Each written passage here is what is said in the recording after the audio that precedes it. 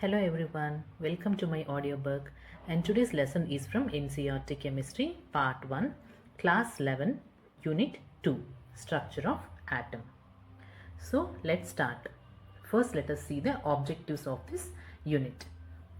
After studying this unit, you will be able to know about the discovery of electron, proton and neutron and their characteristics.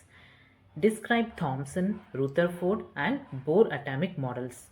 Understand the important features of the quantum mechanical model of atom. Understand nature of electromagnetic radiation and Planck's quantum theory. Explain the photoelectric effect and describe features of atomic spectra. State the de Broglie relation and Heisenberg uncertainty principle. Define an atomic orbital in terms of quantum numbers.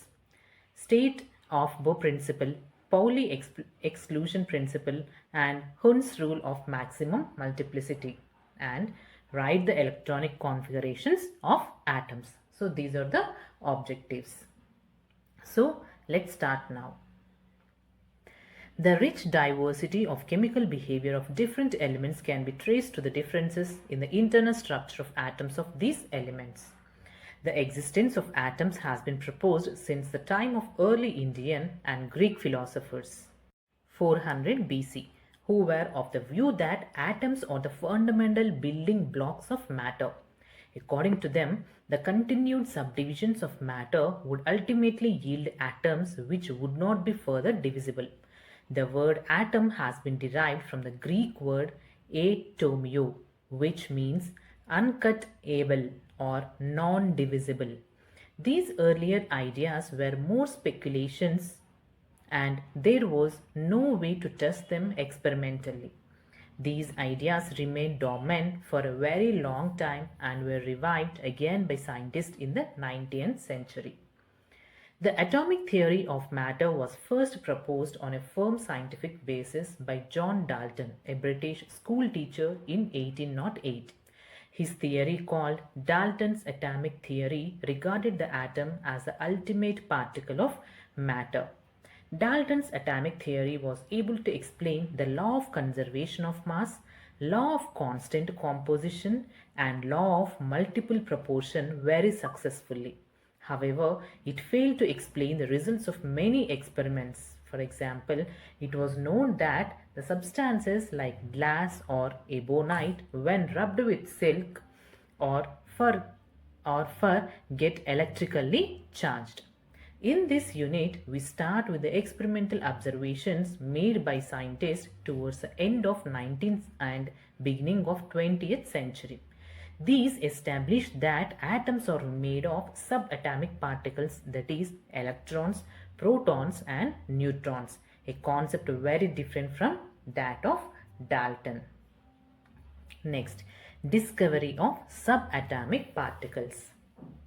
An insight into the structure of atom was obtained from the experiments on electrical discharge through gases. Before we discuss these results, we need to keep in mind a basic rule regarding the behavior of charged particles. Like charges repel each other and unlike charges attract each other. Next, discovery of electron. In 1830, Michael Faraday showed that if electricity is passed through a solution of an electrolyte, chemical reactions occurred at the electrodes, which resulted in the liberation and deposition of matter at the electrodes. He formulated certain laws which you will study in class 12. These results suggested the particulate nature of electricity. In mid-1850s, many scientists, mainly Faraday, began to study electrical discharge in partially evacuated tubes known as cathode ray discharge tubes. It is depicted in figure 2.1. A cathode ray tube is made of glass containing two thin pieces of metal called electrodes sealed in it. The electrical discharge through the gases could be observed only at very low pressure and at very high voltages. The pressure of different gases could be adjusted by evacuation of the glass tubes. When sufficiently high voltage is applied across the electrodes, Current starts flowing through a stream of particles moving in the tube from the negative electrode, that is cathode, to the positive electrode, that is anode. These were called cathode rays or cathode ray particles. The flow of current from cathode to anode was further checked by making a hole in the anode and coating the tube behind anode with phosphorescent material zinc sulfide. When these rays, after passing through anode, strike the zinc sulfide coating, a bright spot is developed on the coating. Figure 2.1b. These figures I will be providing at the end of this audiobook. You can check it out. 2.1a and 2.1b. Next, the results of these experiments are summarized below. First point, the cathode ray starts from cathode and move towards the anode. Second point, these rays themselves are not visible, but their behavior can be observed with the help of certain kind of materials, fluorescent or phosphorescent, which glow when hit by them. Television picture tubes or cathode ray tubes and television pictures result due to fluorescence on the television screen coated with certain fluorescent or phosphorescent material. Third point, in the absence of electrical or magnetic field, these rays travel in straight lines. Figure 2.2. Next, fourth point, in the presence of electrical or magnetic field, the behavior of cathode rays are similar to that expected from negatively charged particles, suggesting that the cathode rays consist of negatively charged particles called electrons. Next, fifth point. The characteristics of cathode rays, that is electrons, do not depend upon the material of electrodes and the nature of the gas present in the cathode ray tube. Thus, we can conclude that electrons are basic constituent of all the atoms. Next, charge to mass ratio of electron. In 1897, British physicist J.J. Thomson measured the ratio of electrical charge E to the mass of electron ME by using the cathode ray tube and applying electrical and magnetic field perpendicular to each other as well as to the path of electrons. Figure 2.2. When only electric field is applied, the electrons deviate from their path and hit the cathode ray tube at point A. Figure 2.2. Similarly, when only magnetic field is applied, electron strikes the cathode ray tube at point C. By carefully balancing the electrical and magnetic field strength, it is possible to bring back the electron to the path which is followed in the absence of electric or magnetic field, and they hit the screen at point B. Thomson argued that the amount of deviation of the particles from their path in the presence of electrical or magnetic field depends upon, first point, the magnitude of the negative charge on the particle. Greater the magnitude of the charge on the particle, greater is the interaction with the electric or magnetic field, and thus greater is the deflection. Second point, the mass of the particle, lighter the particle, greater the deflection. Third point, the strength of the electrical or magnetic field, the deflection of electrons from its original path increases with the increase in the voltage across the electrodes or the strength of the magnetic field. By carrying out accurate measurements on the amount of deflections observed by the electrons on the electric field strength or magnetic field strength, the Thomson was able to determine the value of E by ME as E by ME equals to 1.758820 into 10 to the power of 11 coulomb per kg, where ME is the mass of the electron in kg and E is the magnitude of the charge on the electron in coulomb, that is C. Since electrons are negatively charged, the charge on electron is minus E. Next, 2.1.3, charge on the electron. R. A. Millikan, 1868 to 1953, devised a method known as oil drop experiment, 1906 to 14, to determine the charge on the electrons.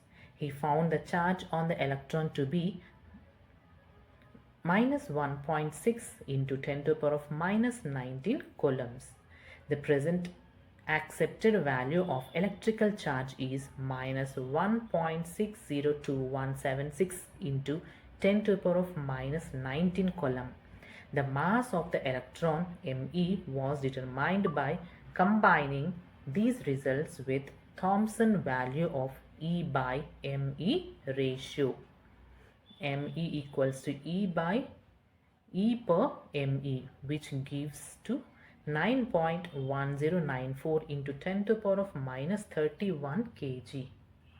So here they have given figure 2.2, the apparatus to determine the charge to the mass ratio of electron. This I will be providing, you can check it out. Next, 2.1.4, discovery of protons and neutrons. Electrical discharge carried out in the modified cathode ray tube led to the discovery of canal rays carrying positively charged particles. The characteristics of these positively charged particles are listed below. First point, unlike cathode rays, mass of positively charged particles depend upon the nature of gas present in the cathode ray tube. These are simply the positively charged gaseous ions. Second point, the charge to mass ratio of the particles depends on the gas from which these originate. Next, third point, some of the positively charged particles carry a multiple of the fundamental unit of electrical charge. Next, fourth point, the behavior of these particles in the magnetic or electrical field is opposite to that observed for electron or cathode rays. The smallest and lightest positive ion was obtained from hydrogen and was called proton. This positively charged particle was characterized in 1919. Later, a need was felt for the presence of electrically neutral particle as one of the constituent of atom. These particles were discovered by Chadwick, 1932, by bombarding a thin sheet of beryllium by alpha particles. When electrically neutral particles having a mass slightly greater than that of protons were emitted, he named these particles as neutrons. The important properties of all these fundamental particles are given in table 2.1. Next is atomic models. Observations obtained from the experiments mentioned in the previous sections have suggested that Dalton's indivisible atom is composed of subatomic particles carrying positive and negative charges. The major problems before the scientists after the discovery of subatomic particles were: first one, to account for the stability of atom; second one, to compare the behavior of elements in terms of both physical and chemical properties; and next, to explain the formation of different kinds of molecules by the combination of different atoms; and next point, to understand the origin and nature of the characteristics of electromagnetic radiation observed or emitted by atoms. So in figure 2.3, the Millikan oil drop apparatus for measuring charge E in chamber. The forces acting on oil drop are gravitational, electrostatic due to electric field, and a viscous drag force when the oil drop is moving. So this is given, the figure is given, that is the Millikan's oil drop method. Okay, so let's have a look into this Millikan's oil drop method. In this method, oil droplets in the form of mist produced by the atomizer were allowed to enter through a tiny hole in the upper plate of electrical condenser. The downward motion of these droplets was viewed through the telescope equipped with a micrometer eyepiece. By measuring the rate of the fall of these droplets, Millikan was able to measure the mass of oil droplets. The air inside the chamber was ionized by passing a beam of X-rays through it. The electrical charge on these oil droplets were acquired by collisions with gaseous ions. The fall of these charged oil droplets can be retarded, accelerated, or made stationary depending upon the charge on the droplets and the polarity and strength of the voltage applied to the plate. By carefully measuring the effects of electrical field strength on the motion of oil droplets, Millikan concluded that the magnitude of electrical charge Q on the droplets is always an integral multiple of the electrical charge E, that is Q equals to Ne, where N equals to 1, 2, 3 goes on. And here is the figure they have given. I will be providing, you can check it out. Next is the table 2.1, properties of fundamental particles. Different atomic models were proposed to explain the distributions of these charged particles in an atom. Although some of these models were not able to explain the stability of atoms, two of these models, one proposed by J.J. Thomson and the other proposed by Ernest Rutherford, are discussed below. First one, Thomson model of atoms. J.J. Thomson in 1898 proposed that an atom possesses a spherical shape, radius approximately 10 to the power of minus 10 m, in which the positive charge is uniformly distributed. The electrons are embedded into it in such a manner as to give the most stable electrostatic arrangement, figure 2.4. Many different names are given to this model, for example, plum pudding, raisin pudding, or watermelon. This model can be visualized as a pudding or watermelon or positive charge with plums or seeds, that is electrons embedded into it. An important feature of this model is that the mass of the atom is assumed to be uniformly distributed over the atom. Although this model was able to explain the overall neutrality of the atom but was not consistent with the results of later experiments. Thomson was awarded Nobel Prize for Physics in 1906 for his theoretical and experimental investigations on the conduction of electricity by gases. Okay, so here is a green box is there. So let's see what's there in it. In the latter half of the 19th century, different kinds of rays were discovered, besides those mentioned earlier. Wilhelm Röntgen, 1845 to 1923, in 1895 showed that when electrons strike a material in the cathode ray tubes, produce rays which can cause fluorescence in the fluorescent materials placed outside the cathode ray tubes. Since Röntgen did not know the nature of the radiation, he named them X-rays, and the name is still carried on. It was noticed that X-rays are produced effectively when electrons strike the dense metal anode called targets. These are not deflected by the electric and magnetic fields and have a very high penetrating power through the matter, and that is the reason that these rays are used to study the interior of the objects. These rays are of very short wavelength and possess electromagnetic characters. Henry Becquerel, 1852 to 1908, observed that there are certain elements which emit radiation on their own and named this phenomenon as radioactivity, and the elements known as radioactive elements. This field was developed by Marie Curie, Pierre Curie, Rutherford, and Frederick Soddy. It was observed that three kinds of rays, that is alpha, beta, and gamma rays, are emitted. Rutherford found that alpha rays consist of high energy particles carrying 2 units of positive charge and 4 units of atomic mass. He concluded that alpha particles are helium nuclei, as when alpha particles combined with 2 electrons yielded helium gas. Beta rays are negatively charged particles similar to electrons. The gamma rays are high energy radiations like X-rays are neutral in nature and do not consist of particles. As regards penetrating power, alpha particles are the least, followed by beta rays, 100 times that of alpha particles, and gamma rays 1000 times of that of alpha particles. Next is Rutherford's nuclear model of atom. Rutherford and his students Hans Geiger and Ernest Madsen bombarded very thin gold foil with alpha particles.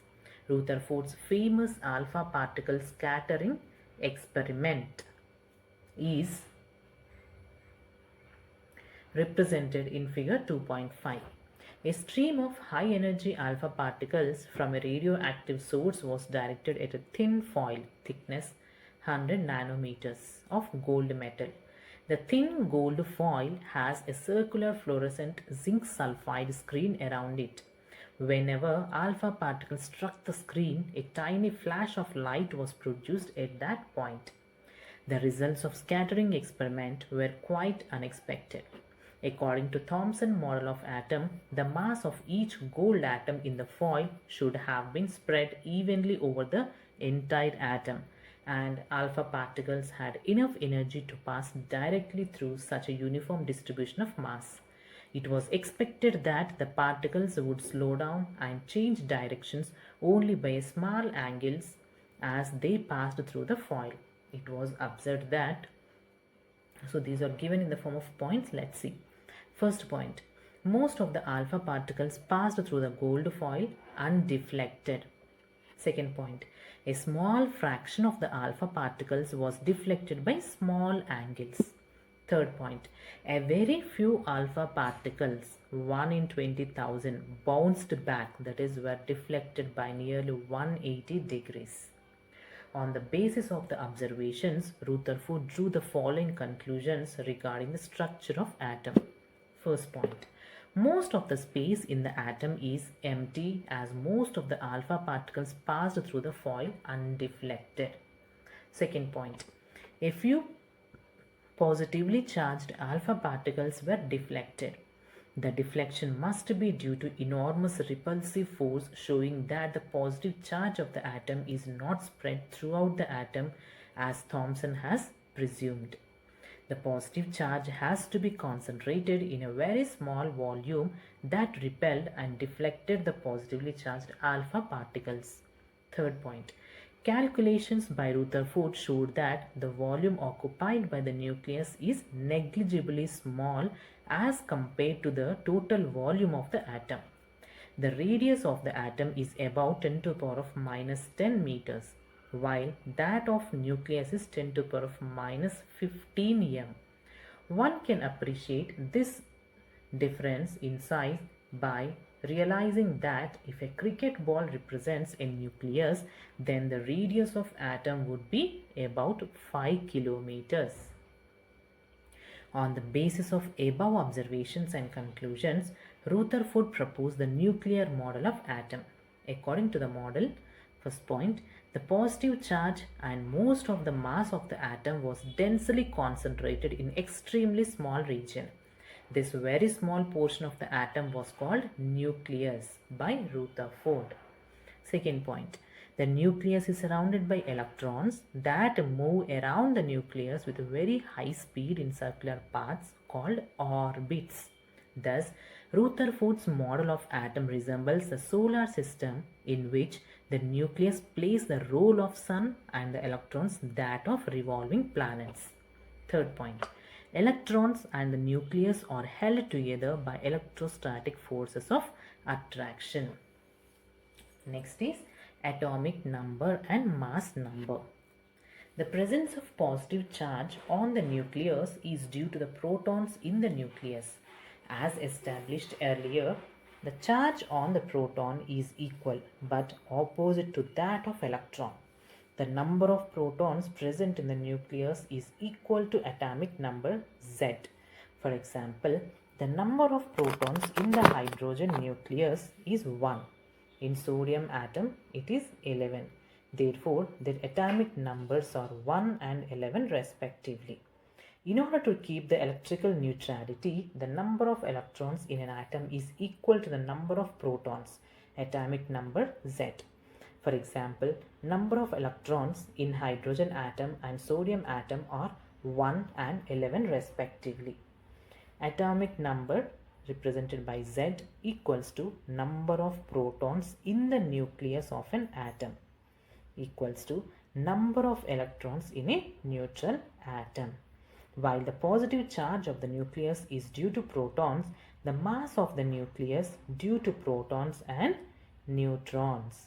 As discussed earlier, protons and neutrons present in the nucleus are collectively known as nucleons. The total number of nucleons is termed as mass number, represented by capital A of the atom. Mass number A equals to number of protons Z plus number of neutrons N. Next, isobars and isotopes. The composition of any atom can be represented by using the normal element symbol X with superscript on the left hand side as the atomic mass number A and subscript Z on the left hand side as the atomic number. Isobars are the atoms with same mass number but different atomic number, for example 14C6 and 14N7. On the other hand, atoms with identical atomic number but different atomic mass number are known as isotopes.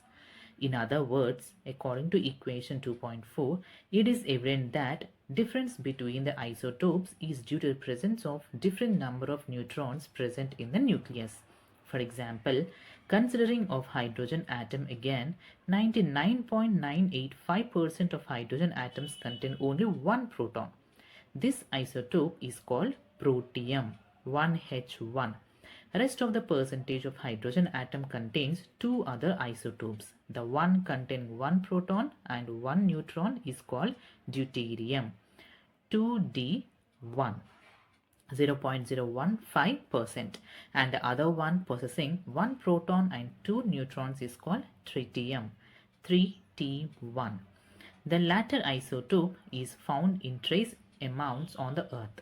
Other examples of commonly occurring isotopes are carbon atoms containing 6, 7 and 8 neutrons besides 6 protons, means 12C6, 13C6, 14C6.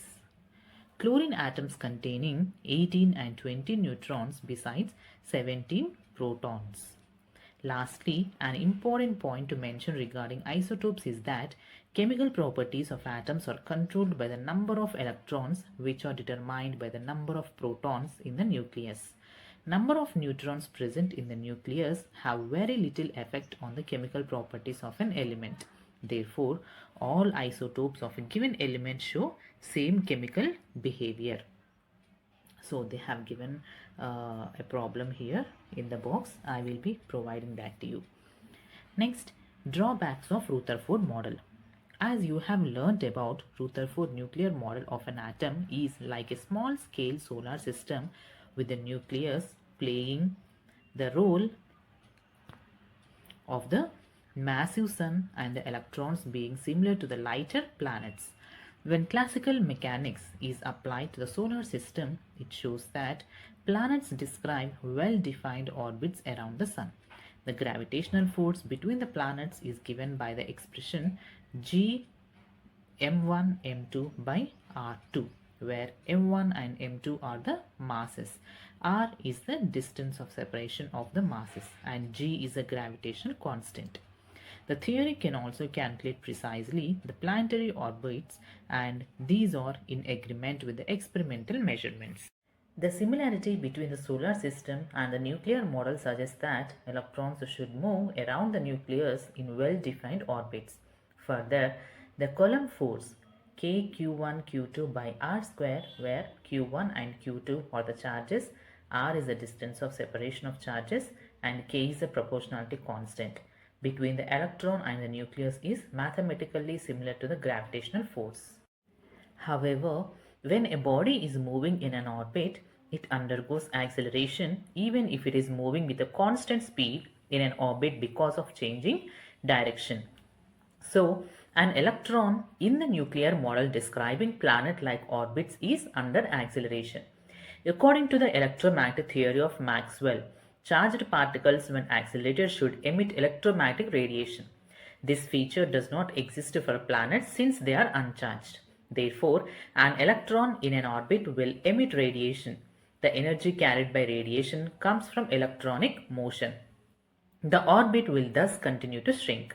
Calculations show that it should take an electron only 10 to the power of minus 8 seconds to spiral into the nucleus. But this does not happen. Thus, the Rutherford model cannot explain the stability of an atom. If the motion of an electron is described on the basis of the classical mechanics and electromagnetic theory, you may ask that since the motion of electrons in orbits is leading to the instability of the atom, then why not consider electrons as stationary around the nucleus?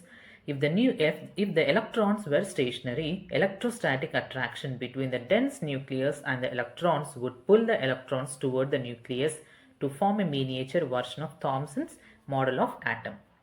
Another serious drawback of the Rutherford model is that it says nothing about distribution of the electrons around the nucleus and the energies of these electrons. Next is developments leading to the Bohr's model of atom.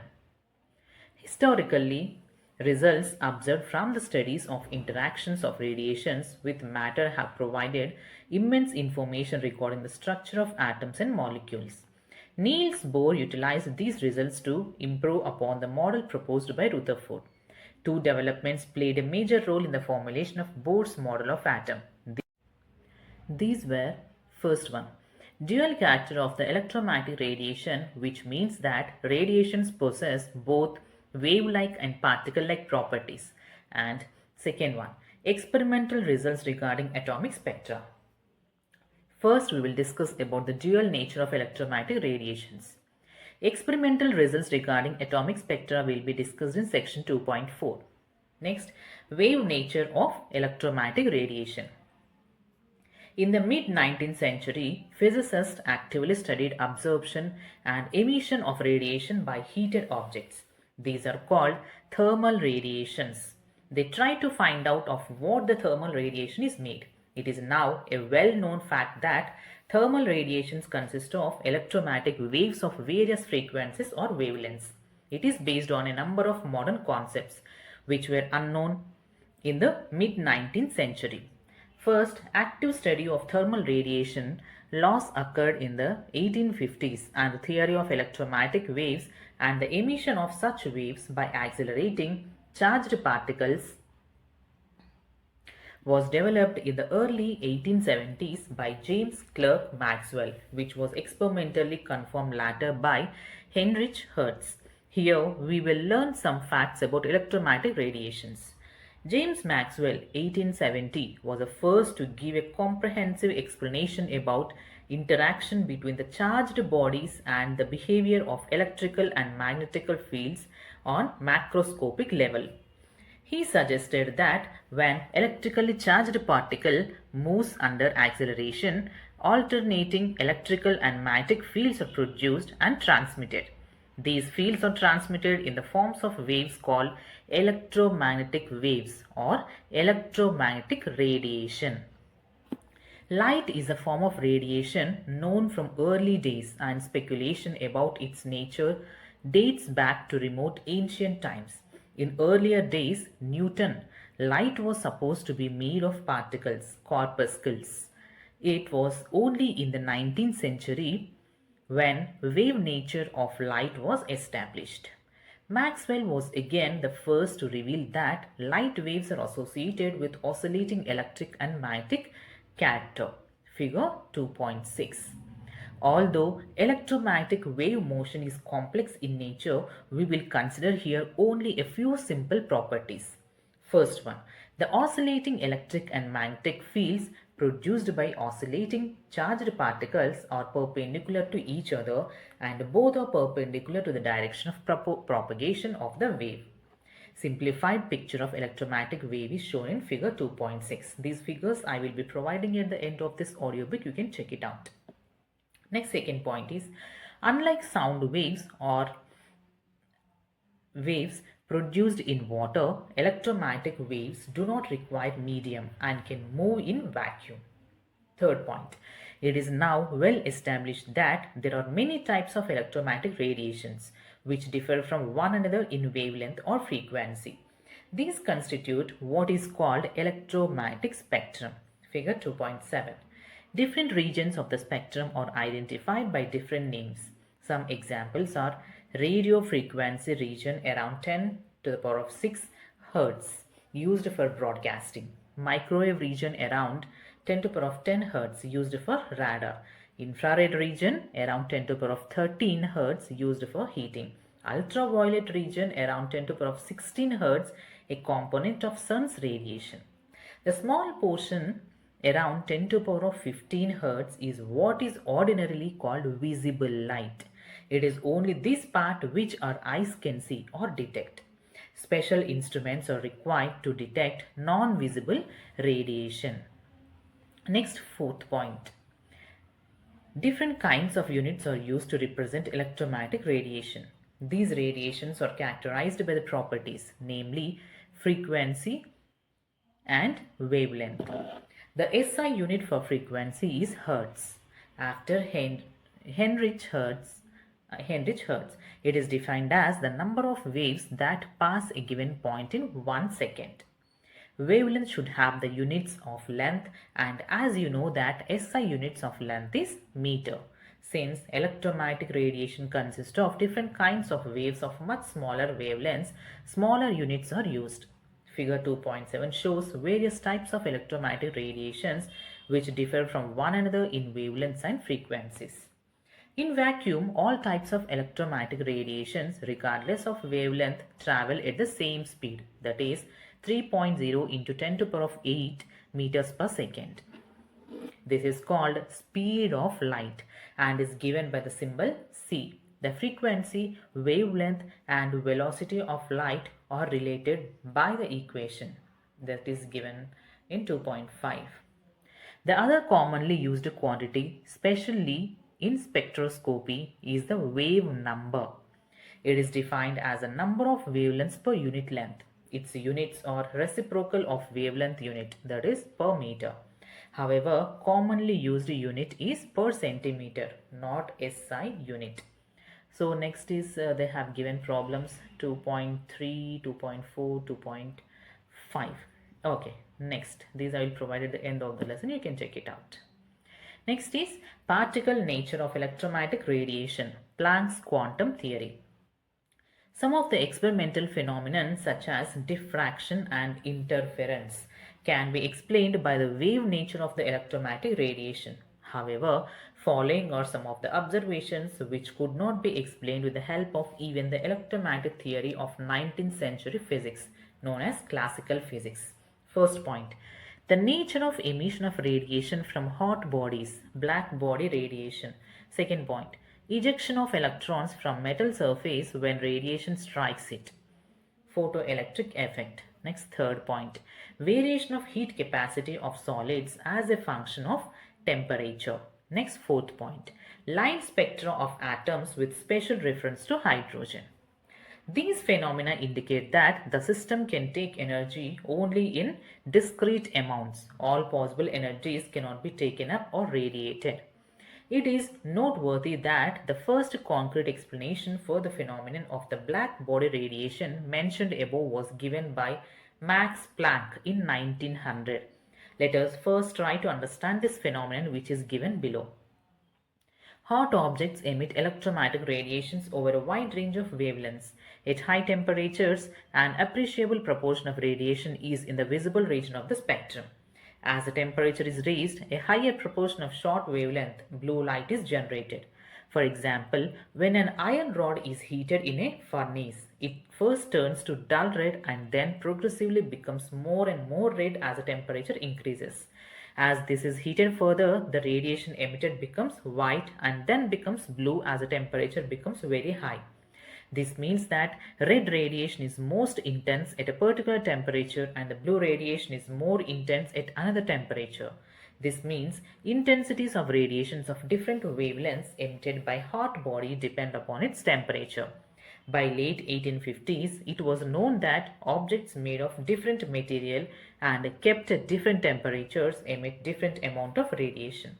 Also, when the surface of an object is irradiated with light electromagnetic radiation, a part of the radiant energy is generally reflected. As such, a part is observed and a part of it is transmitted. The reason for incomplete absorption is that ordinary objects are, as a rule, imperfect absorbers of radiation. An ideal body which emits and absorbs radiation of all frequencies uniformly is called a black body, and the radiation emitted by such a body is called black body radiation. In practice, no such body exists. Carbon black approximates fairly closely to black body. A good physical approximation to a black body is a cavity with a tiny hole which has no other opening. Any ray entering the hole will be reflected by the cavity walls and will be eventually absorbed by the walls.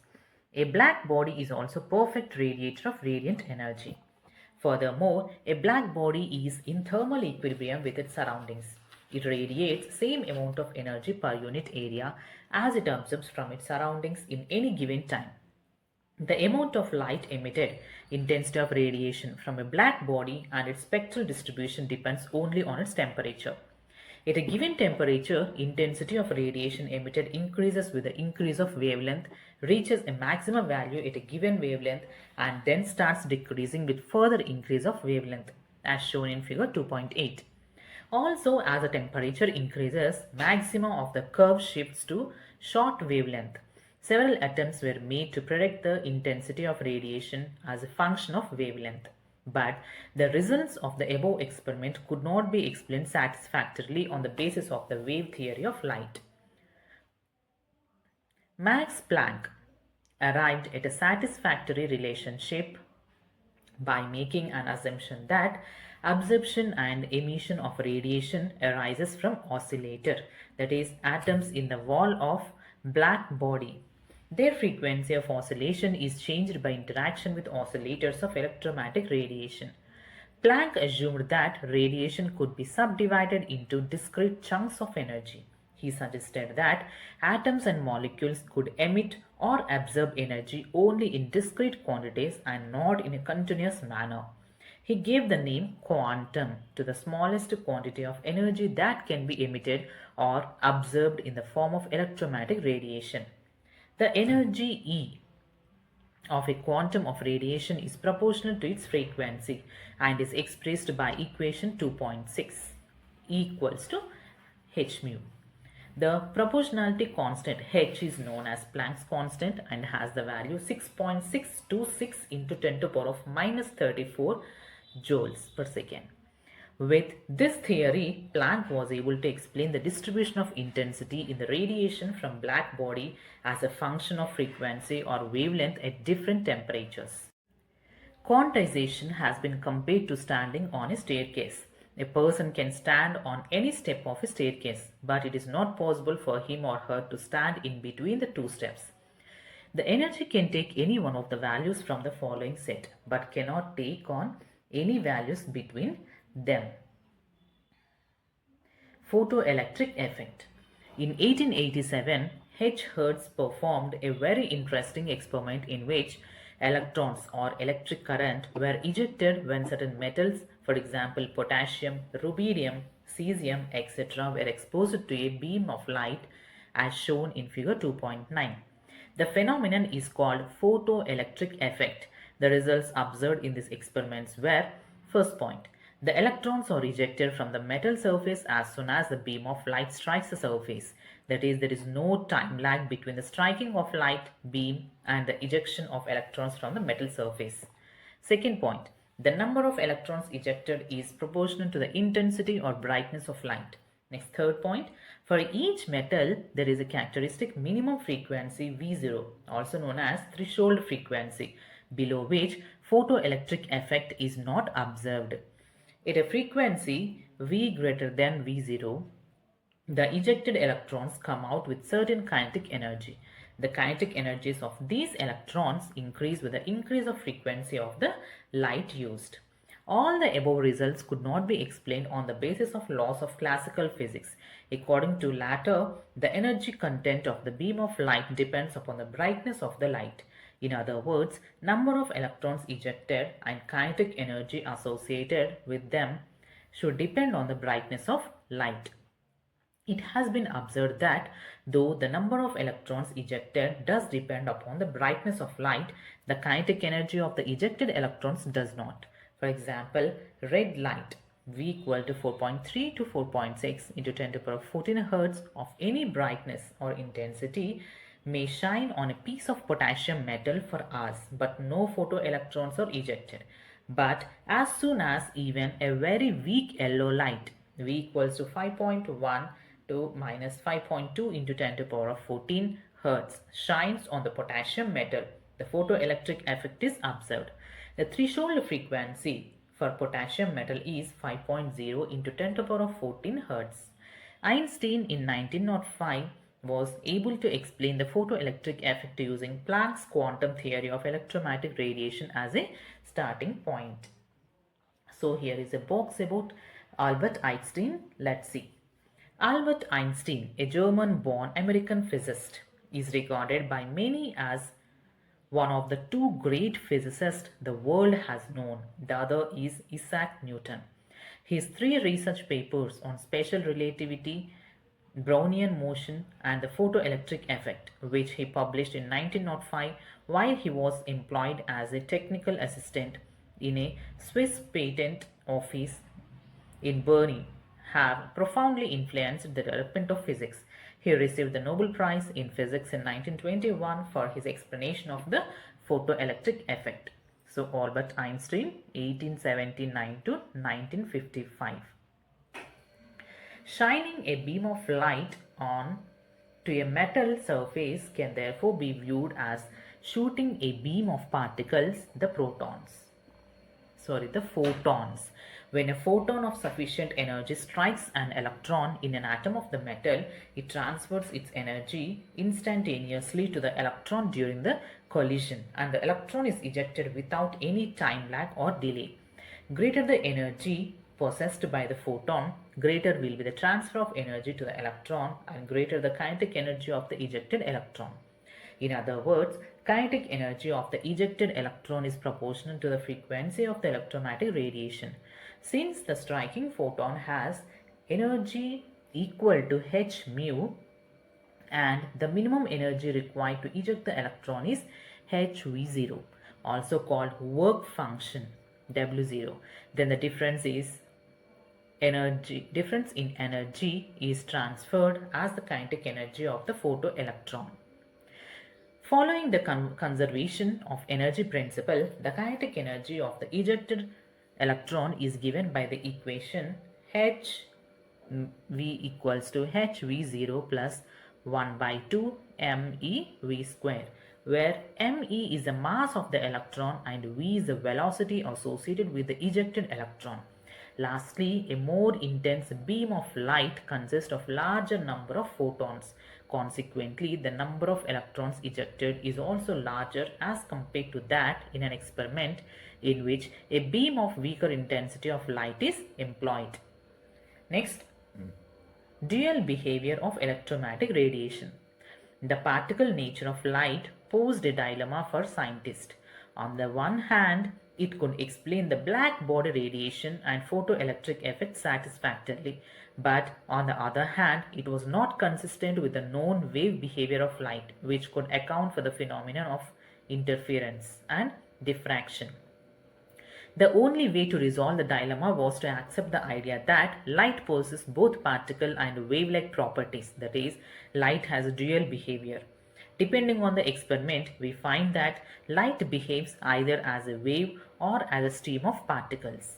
Whenever radiation interacts with matter, it displays particle-like properties in contrast to the wave-like properties, interference and diffraction, which it exhibits when it propagates.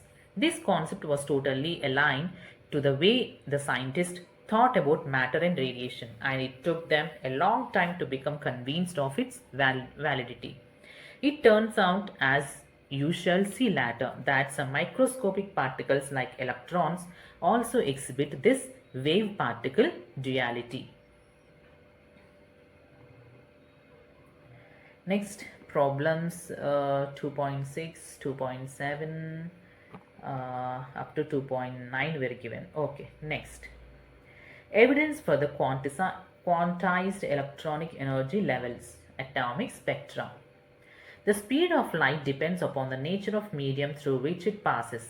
As a result, the beam of light is deviated or refracted from its original path as it passes from one medium to another.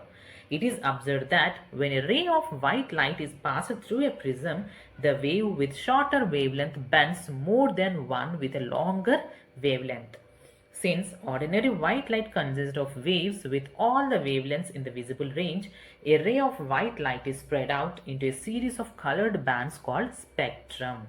The light of red color, which has longest wavelength, is deviated the least, while the violet light, which has shortest wavelength, is deviated the most. The spectrum of white light that we can see ranges from violet at 7.50 into 10 to the power of 14 Hz to red at 4.10 to the power of 14 Hz. Such a spectrum is called continuous spectrum. Continuous because violet merges into blue, blue into green, and so on. Similar spectrum is produced when a rainbow forms in the sky. Remember that visible light is just a small portion of the electromagnetic radiation. When electromagnetic radiation interacts with matter, atoms and molecules may absorb energy and reach to a higher energy state. With higher energy, these are in an unstable state. For returning to their normal, more stable, lower energy state, the atoms and the molecules emit radiations in various regions of the electromagnetic spectrum. Next is emission and absorption spectra. The spectrum of radiation emitted by a substance that has absorbed energy is called an emission spectrum. Atoms, molecules, or ions that have absorbed radiation are said to be excited. To produce an emission spectrum, energy is supplied to a sample by heating it or irradiating it, and the wavelength or frequency of the radiation emitted as the sample gives up the absorbed energy is recorded. An absorption spectrum is like the photographic negative of an emission spectrum. A continuum of radiation is passed through a sample which absorbs radiation of certain wavelengths. The missing wavelength, which corresponds to the radiation absorbed by the matter, leave dark spaces in the bright continuous spectrum. The study of emission or absorption spectra is referred to as spectroscopy. The spectrum of the visible light, as discussed above, was continuous as all wavelengths, red to violet, of the visible light are represented in the spectra. The emission spectra of atoms in the gas phase, on the other hand, do not show a continuous spread of wavelength from red to violet. Rather, they emit light only at specific wavelengths with dark spaces between them. Such spectra are called line spectra or atomic spectra because the emitted radiation is identified by the appearance of bright lines in the spectra. Line emission spectra are of great interest in the study of electronic structure. Each element has a unique line emission spectrum.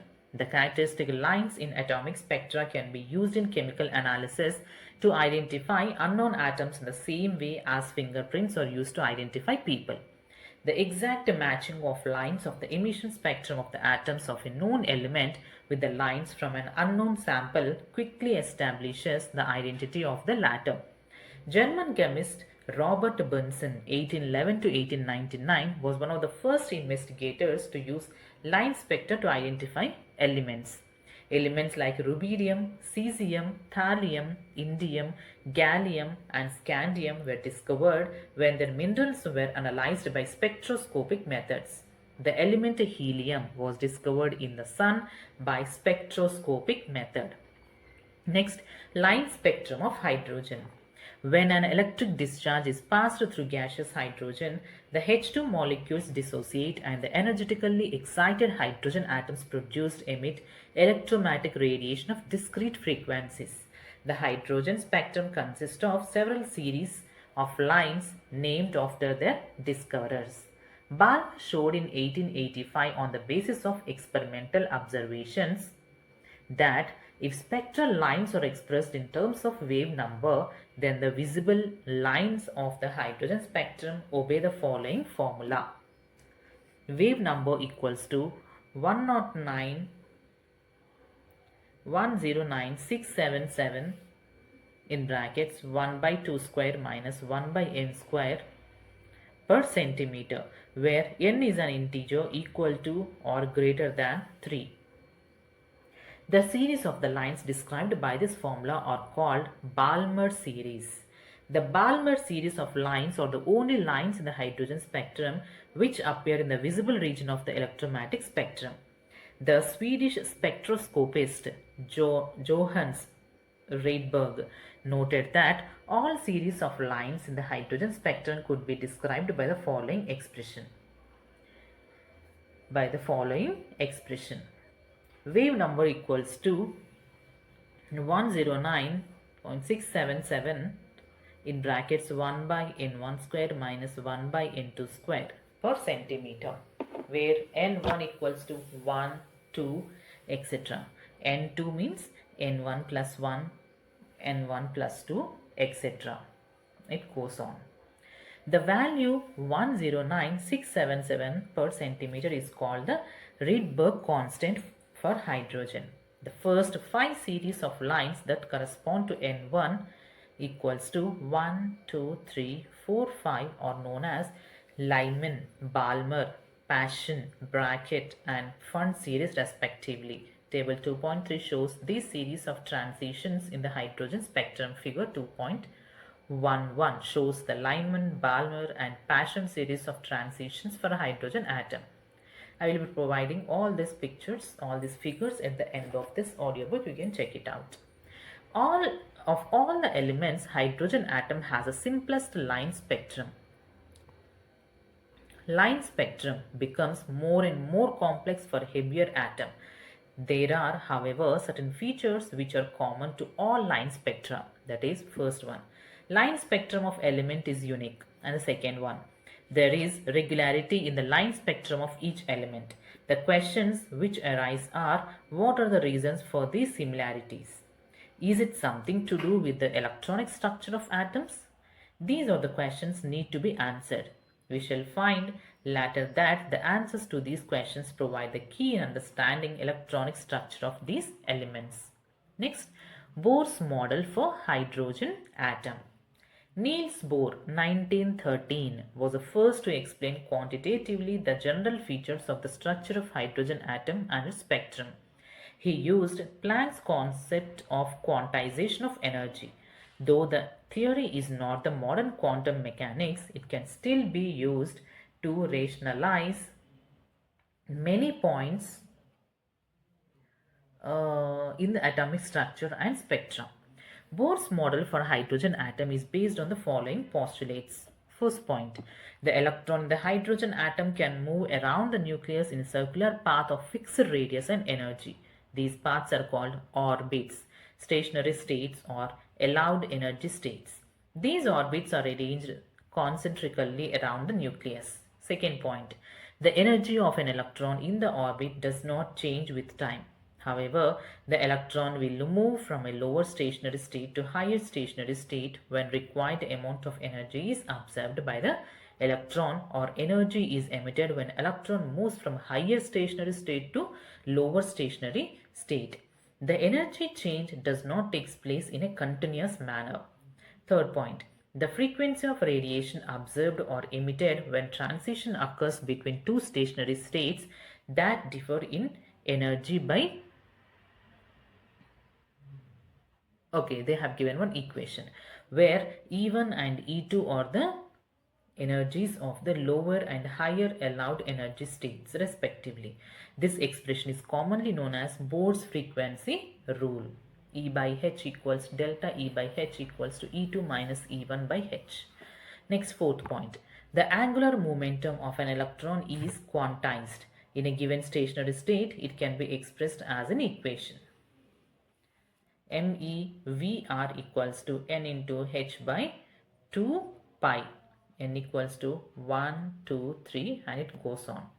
Where ME is the mass of electron, V is the velocity and R is the radius of the orbit in which electron is moving. Thus, an electron can move only in those orbits for which its angular momentum is integral multiple of h by 2 pi. That means angular momentum is quantized. Radiation is emitted or observed only when transition of electrons takes place from one quantized value of angular momentum to another.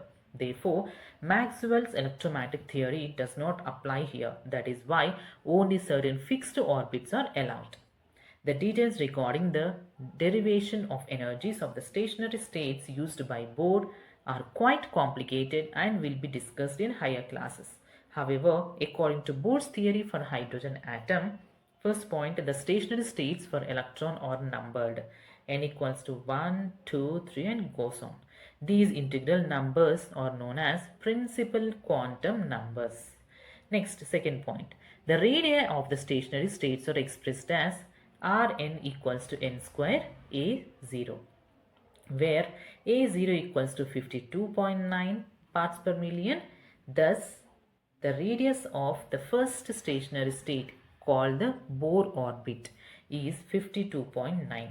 Normally, the electron in the hydrogen atom is found in this orbit, that is n equals to 1. As n increases, the value of R will increase. In other words, the electron will be present away from the nucleus. Next, third point. The most important property associated with the electron is the energy of its stationary state. It is given by the expression En equals to minus RH in brackets 1 by n square. N equals to 1, 2, 3 and goes on, where RH is called Rydberg constant and its value is 2.18 into 10 to the power of minus 18 joules. The energy of the lowest state, also called as the ground state, is E1 equals to minus 2.18 into 10 to the power of minus 18 in brackets I by I square equals to minus 2.18 into 10 to the power of minus 18 joules. The energy of the stationary state for n equals to 2 will be E2 equals to minus 2.18 into 10 to the power of minus 8 joules in brackets 1 by 2 square. So overall it comes to minus 0.545 into 10 to the power of minus 18 joules. Next, so here they have given a green box about Niels Bohr. Let's see. Niels Bohr, 1885 to 1962. He is a Danish physicist.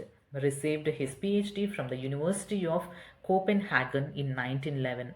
He then spent a year with J.J. Thomson and Ernest Rutherford in England. In 1913, he returned to Copenhagen, where he remained for the rest of his life. In 1920, he was named director of the Institute of Theoretical Physics. After First World War, Bohr worked energetically for peaceful uses of atomic energy. He received the first Atoms for Peace award in 1957. Bohr was awarded the Nobel Prize in Physics in 1922. Figure 2.11 depicts the energies of different stationary states of energy levels of hydrogen atom. This representation is called an energy level diagram. When the electron is free from the influence of nucleus, the energy is taken as 0. The electron in this situation is associated with the stationary state of principal quantum number and is called as ionized hydrogen atom. N equals to infinity. When the electron is attracted by the nucleus and is present in orbit n, the energy is emitted and its energy is lowered. That is the reason for the presence of negative sign in equation and depicts its stability relative to the reference state of zero energy and n equals to infinity. Next, fourth point. Bohr's theory can also be applied to the ions containing only one electron, similar to that present in hydrogen atom. For example, helium, lithium, beryllium or so on. The energies of the stationary states associated with these kinds of ions, also known as hydrogen-like species, are given by the expression En equals to minus 2.18 into 10 to the power of minus 18 in brackets z square by n square j, and radii by expression Rn equals to 52.9 n square by z pm, where z is the atomic number and has values 2, 3 for the helium and lithium atoms respectively. From the above equations, it is evident that the value of energy becomes more negative and that of radius becomes smaller with increase of z. This means that electron will be tightly bound to the nucleus. Next point, it is also possible to calculate the velocities of electrons moving in these orbits, although the precise equation is not given here. Qualitatively, the magnitude of velocity of electron increases with increase of positive charge on the nucleus and decreases with increase of principal quantum number.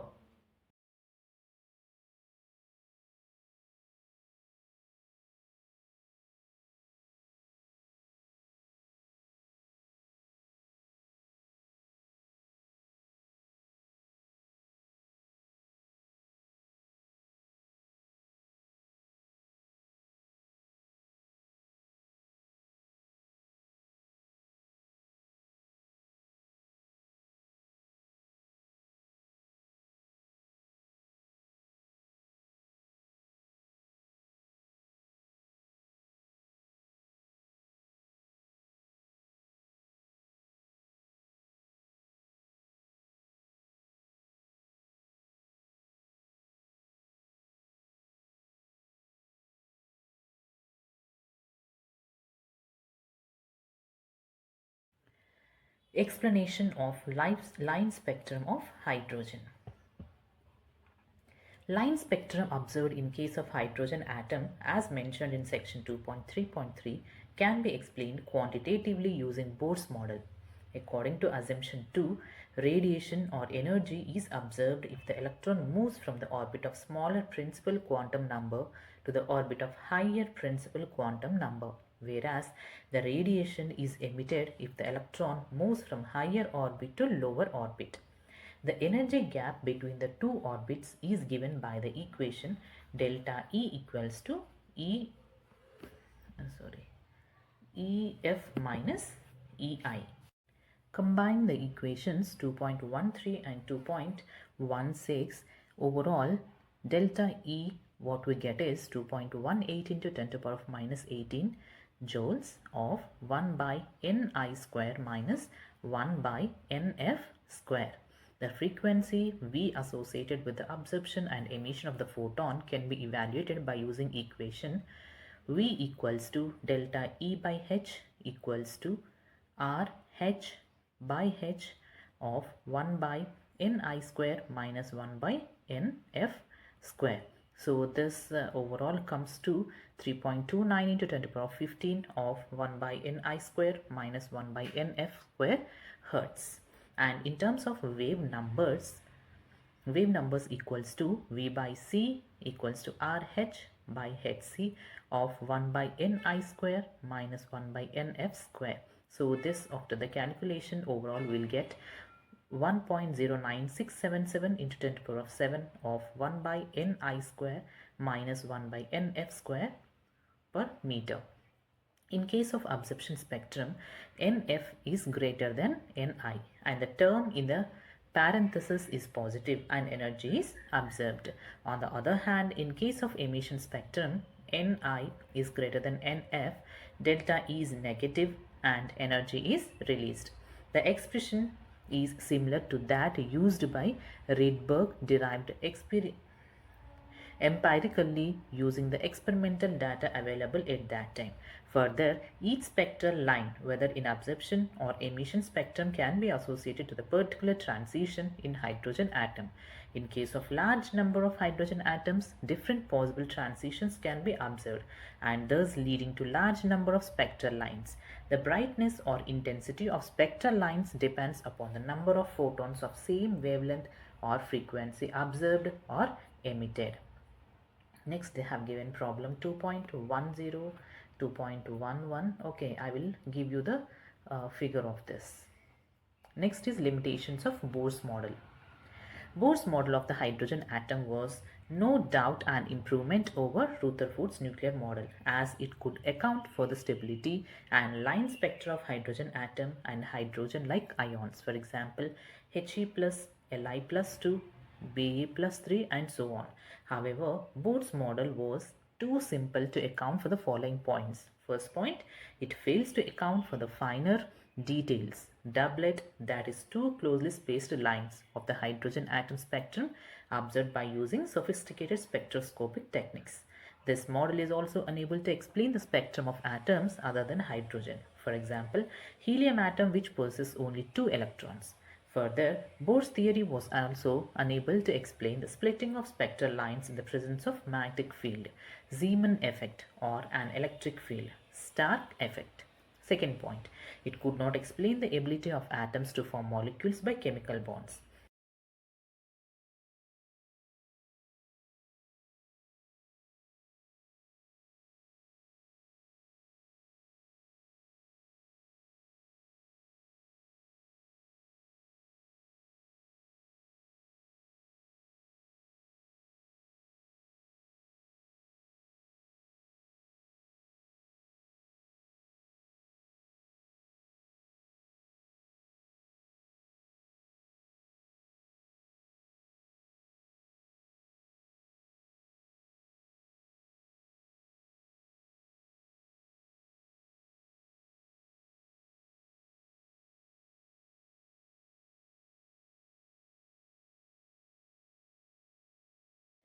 In other words, taking into account the points mentioned above, one needs a better theory which can explain the salient features of the structure of complex atoms. Next, 2.5, towards quantum mechanical model of the atom. In view of the shortcoming of the Bohr's model, attempts were made to develop a more suitable and general model for atoms. Two important developments which contributed significantly in the formulation of such a model were, first one, dual behavior of matter, second one, Heisenberg uncertainty principle. First one, dual behavior of matter. A French physicist de Broglie in 1924 proposed that matter, like radiation, should also exhibit dual behavior, that is, both particle and wave-like properties. This means that just as the photon has momentum as well as wavelength, electrons should also have momentum as well as wavelength. De Broglie from this analogy gave the following relation between wavelength and momentum of the material particle. Next, Louis de Broglie, 1892 to 1987. Louis de Broglie, a French physicist, studied history as an undergraduate in the early 1910s. His interest turned to science as a result of his assignment to radio communications in World War I. He received his doctorate from the University of Paris in 1924. He was professor of theoretical physics at the University of Paris from 1932 until his retirement in 1962. He was awarded the Nobel Prize in Physics in 1929. So, this is about Louis de Broglie. Okay. Lambda equals to h by mv equals to h by p, where m is the mass of the particle, v its velocity, and p its momentum. De Broglie's prediction was confirmed experimentally when it was found that an electron beam undergoes diffraction, a phenomenon characteristic of waves. This fact has been put to use in making an electron microscope, which is based on the wave-like behavior of electrons, just as an ordinary microscope utilizes the wave nature of light. An electron microscope is a powerful tool in modern scientific research because it achieves a magnification of about 15 million times. It needs to be noted that, according to de Broglie, every object in motion has a wave character. The wavelengths associated with ordinary objects are so short because of their large masses that their wave properties cannot be detected. The wavelengths associated with electrons and other subatomic particles with very small mass can, however, be detected experimentally. Results obtained from the following problems prove these points qualitatively. Next, some problems have been given. Okay, you can check it out. Next, Heisenberg's uncertainty principle. Werner Heisenberg, a German physicist in 1927, stated uncertainty principle, which is the consequence of dual behavior of matter and radiation. It states that it is impossible to determine simultaneously the exact position and exact momentum or velocity of an electron. Mathematically, it can be given as an equation: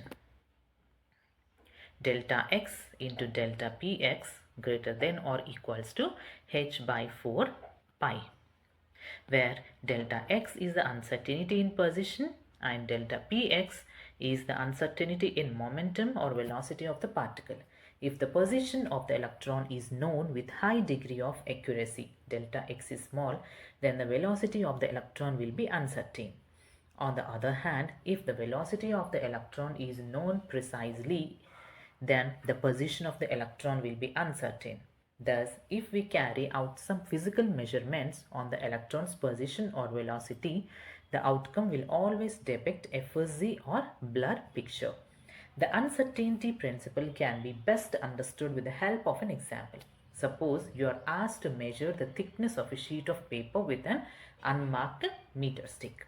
Obviously, the results obtained would be extremely inaccurate and meaningless. In order to obtain any accuracy, you should use an instrument graduated in its smaller than the thickness of a sheet of the paper. Analogously, in order to determine the position of an electron, we must use a meter stick calibrated in units of smaller than the dimensions of electron. Keep in mind that an electron is considered as a point charge and is therefore dimensionless.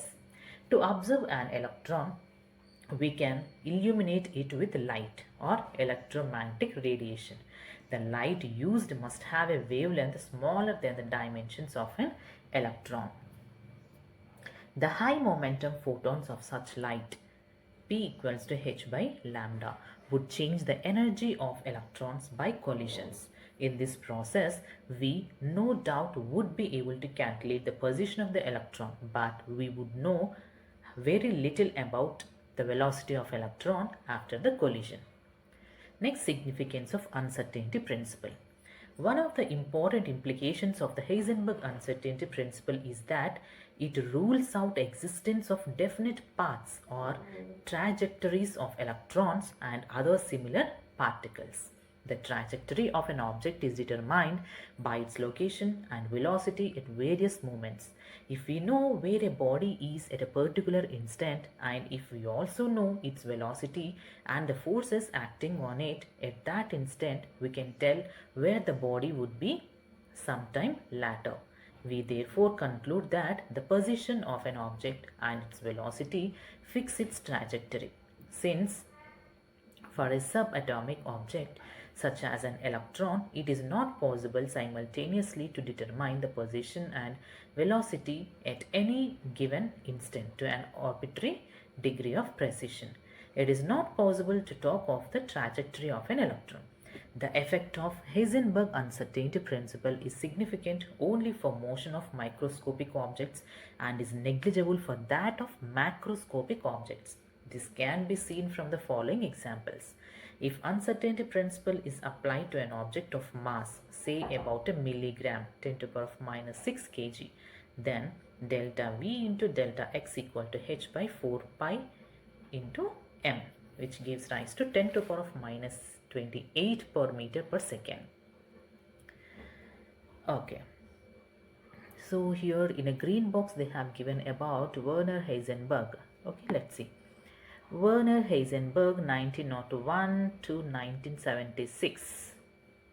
Werner Heisenberg received his PhD in physics from the University of Munich in 1923. He then spent a year working with Max Born at Göttingen and 3 years with Niels Bohr in Copenhagen.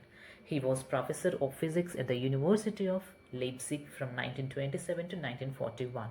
During World War II, Heisenberg was in charge of German research on the atomic bomb. After the war, he was named director of Max Planck Institute for Physics in Göttingen. He was also accomplished mountain climber. Heisenberg was awarded the Nobel Prize in Physics in 1932. Okay.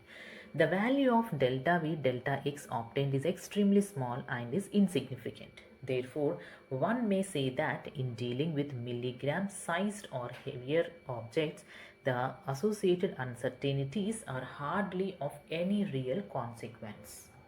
In the case of a microscopic object like an electron, on the other hand, delta V into delta X obtained is much larger and such uncertainties are of real consequence. For example, for an electron whose mass is 9.11 into 10 to the power of minus 31 kg, according to Heisenberg uncertainty principle, delta V into delta X equals to h by 4 pi m, which gives rise to 10 to the power of minus 4 m to the power of minus 2 per second. It therefore means that if one tries to find the exact location of the electron, say to an uncertainty of only 10 to the power of minus 8 meter, then the uncertainty delta V in velocity would be 10 to the power of 4 meter per second, which is so large that the classical picture of electrons moving in Bohr's orbits fixed cannot hold good. It therefore means that the precise statements of the position and momentum of electrons have to be replaced by the statements of probability that the electron has at a given position and momentum. This is what happens in the quantum mechanical model of atom. Next, reasons for the failure of the Bohr model. One can now understand the reasons for the failure of the Bohr's model. In Bohr's model, an electron is regarded as a charged particle moving in well-defined circular orbits around the nucleus. The wave character of the electron is not considered in Bohr's model. Further, an orbit is a clearly defined path, and this path can completely be defined only if both the position and the velocity of the electron are known exactly at the same time. This is not possible according to the Heisenberg uncertainty principle. Bohr model of the hydrogen atom therefore not only ignores dual behavior of matter but also contradicts Heisenberg uncertainty principle. So here it is about Erwin Schrödinger, 1887 to 1961. So let's see about him. Erwin Schrödinger, an Austrian physicist, received his PhD in theoretical physics from the University of Vienna in 1910. In 1927, Schrödinger succeeded Max Planck at the University of Berlin at Planck's request. In 1933, Schrödinger left Berlin because of its opposition to Hitler and Nazi policies and returned to Austria in 1936. After the invasion of Austria by Germany, Schrödinger was forcibly removed from his professorship. He then moved to Dublin, Ireland, where he remained for 17 years. Schrödinger shared the Nobel Prize for Physics with P.A.M. Dirac in 1933. In view of these inherent weaknesses in the Bohr model, there was no point in extending Bohr model to other atoms. In fact, an insight into the structure of the atom was needed which could account for wave-particle duality of matter and be consistent with Heisenberg uncertainty principle. This came with the advent of quantum mechanics. Next is quantum mechanical model of atom. Classical mechanics based on Newton's laws of motion successfully describes the motion of all macroscopic objects such as a falling stone, orbiting planets, etc., which have essentially a particle-like behavior as shown in the previous section. However, it fails when applied to microscopic objects like electrons, atoms, molecules, etc. This is mainly because of the fact that classical mechanics ignores the concept of dual behavior of matter, especially for subatomic particles, and the uncertainty principle. The branch of science that takes into account this dual behavior of matter is called quantum mechanics. Quantum mechanics is a theoretical science that deals with the study of the motion of the microscopic objects that have both observable wave-like and particle-like properties.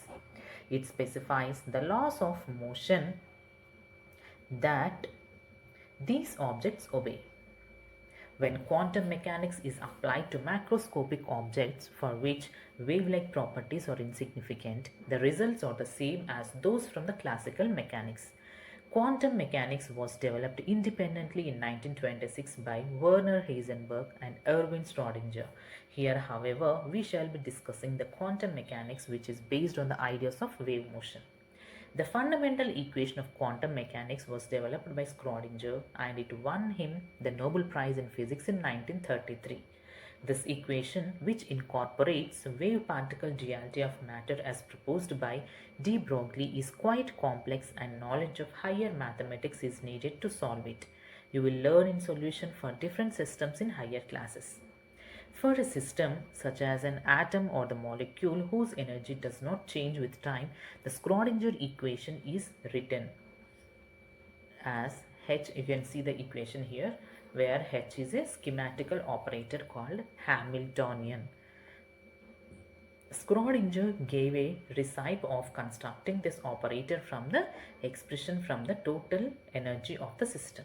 The total energy of the system takes into account the kinetic energy of all the subatomic particles, electrons, nuclei, attractive potential between the electrons and nuclei, and repulsive potential among the electrons and nuclei individually. Solution of this equation gives E and hydrogen atom and the Schrödinger equation. When Schrödinger equation is solved for a hydrogen atom, the solution gives the possible energy levels the electron can occupy and the corresponding wave function of the electron associated with each energy level. These quantized energy states and corresponding wave functions, which are characterized by a set of three quantum numbers: principal quantum number N, azimuthal quantum number L, and magnetic quantum number ML, arise as a natural consequence in the solution of the Schrödinger equation. When an electron is in any energy state, the wave function corresponding to that energy state contains all information about the electron. The wave function is a mathematical function whose value depends upon the coordinates of the electron in the atom and does not carry any physical meaning. Such wave functions of the hydrogen or hydrogen-like species with one electron are called atomic orbitals. Such wave functions pertaining to one electron species are called one-electron systems. The probability of finding an electron at a point within an atom is proportional to the at that point. The quantum mechanical results of the hydrogen atom successfully predict all aspects of the hydrogen atom spectrum, including some phenomena that could not be explained by Bohr's model. Application of Schrödinger equation to multi-electron atoms presents a difficulty. The Schrödinger equation cannot be solved exactly for a multi-electron atom. This difficulty can be overcome by using approximate methods. Such calculations with the aid of modern computers show that orbitals in atoms other than hydrogen do not differ in any radical way from the hydrogen orbitals discussed above. The principal difference lies in the consequence of increased nuclear charge. Because of this, all the orbitals are somewhat contracted further, as you shall see later in subsections 2.6.3 and 2.6.4. Unlike orbitals of hydrogen or hydrogen-like species, whose energies depend only on the quantum number n, the energies of the orbitals in multi-electron atoms depend on quantum numbers n and l. Next is the important features of quantum mechanical model of atoms. So let's see this. Quantum mechanical model of atom is a picture of the structure of the atom which emerges from the application of the Schrödinger equation to atoms. The following are the important features of the quantum mechanical model of atom. First one, the energy of electrons in atoms is quantized, that is, can only have certain specific values. For example, when electrons are bound to the nucleus in atoms. Next, second point, the existence of quantized electronic Energy levels is a direct result of the wave-like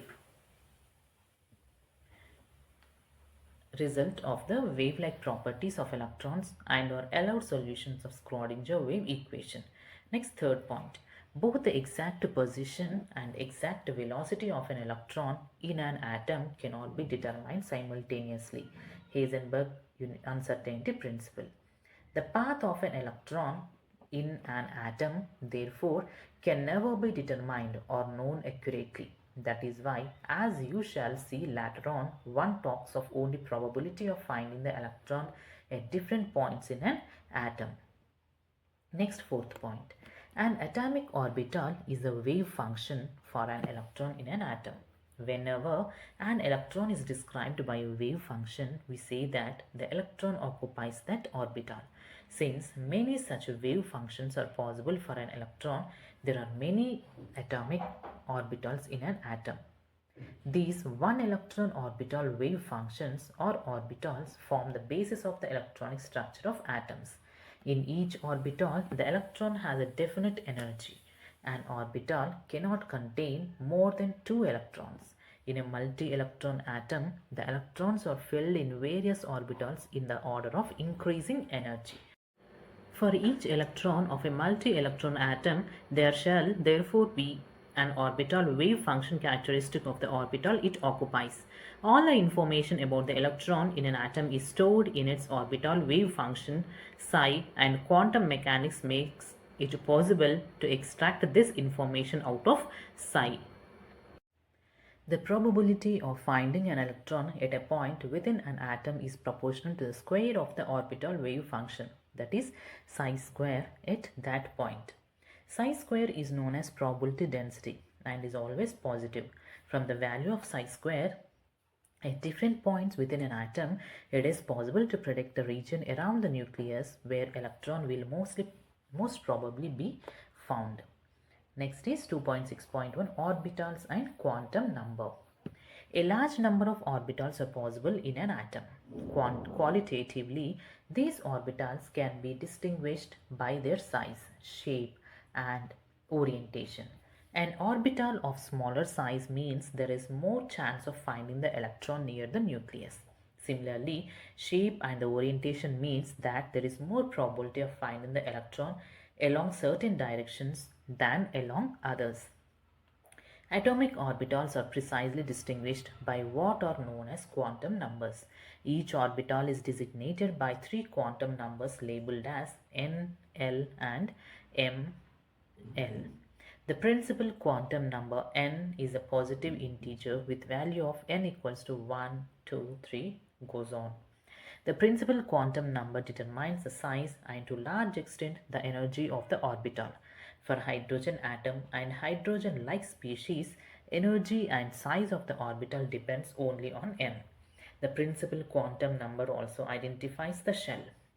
With the increase in the value of n, the number of allowed orbital increases and are given by n square. All the orbitals of a given value of n constitute a single shell of atom and are represented by the following letters. N equals to 1, 2, 3, 4. Shell is KLMN. Size of an orbital increases with the increase of principal quantum number n. In other words, the electron will be located away from the nucleus. Since energy is required in shifting away the negatively charged electron from the positively charged nucleus, the energy of orbital will increase with increase of n. Azimuthal quantum number. L is also known as orbital angular momentum or subsidiary quantum number. It defines the three-dimensional shape of the orbital. For a given value of n, L can have n values ranging from 0 to n minus 1. That is, for a given value of n, the possible values of L are L equals to 0, 1, 2 goes on to the power. For example, when n equals to 1, value of L is only 0. For n equals to 2, the possible value of L can be 0 and 1. For n equals to 3, the possible L values are 0, 1 and 2. Each shell consists of one or more subshells or sublevels. the number of subshells in a principal shell is equal to the value of n. For example, in the first shell n equals to 1, there is only one subshell which corresponds to L equals to 0. There are two subshells in the second shell, 3 in third shell, and so on. Each subshell is assigned an azimuthal quantum number L. Subshells corresponding to different values of L are represented by the following symbols. Value of L 0, 1, 2, 3, 4, 5. Notation for subshell S, P, D, F, G, H. Table 2.4 shows the permissible values of L for a given principal quantum number and the corresponding subshell notation. Okay, you can check it out. Magnetic orbital quantum number ML gives information. Sorry, this might be M. Yeah. Gives the information about the spatial orientation of the orbital with respect to standard set of coordinate axes. For any subshell defined by L value, 2L plus 1 values of ML are possible, and these values are given by ML equals to minus L minus 1 minus L minus 2. Thus, for L equals to 0, the only permitted value of ML equals to 0. 1 s orbital. For L equals to 1, ML can be minus 1, 0 and plus 1 equals to 3 p orbitals. For L equals to 2, ML equals to minus 2, minus 1, 0, plus 1 and plus 2 equals to 5 d orbitals. It should be noted that the values of ML are derived from L and that of the value of L are derived from the N. Each orbital is an atom, therefore is defined by a set of values for N, L and M. An orbital described by the quantum numbers n equals to 2, L equals to 1, ML equals to 0 is an orbital in the p subshell of the second shell. The following chart gives a relation between the subshell and the number of orbitals associated with it. Electron spin s. The three quantum numbers labeling an atomic orbital can be used equally well to define its energy, shape and orientation. But all these quantum numbers are not enough to explain the line spectra observed in the case of multi-electron atoms. That is, some of the lines actually occurs in doublets, 2 lines closely spaced, triplets, 3 lines closely spaced, etc. This suggests the presence of a few more energy levels than predicted by the three quantum numbers. In 1925, George Uhlenbeck and Samuel Goldsmith proposed the presence of the fourth quantum number known as the electron spin quantum number ms. An electron spins around its own axis much in a similar way as Earth spins around its own axis while revolving around the Sun. In other words, an electron has, besides charge and mass, intrinsic spin angular quantum number. Spin angular momentum of the electron, a vector quantity, can have two orientations relative to the chosen axis. These two orientations are distinguished by the spin quantum numbers ms, which can take the values of plus half or minus half.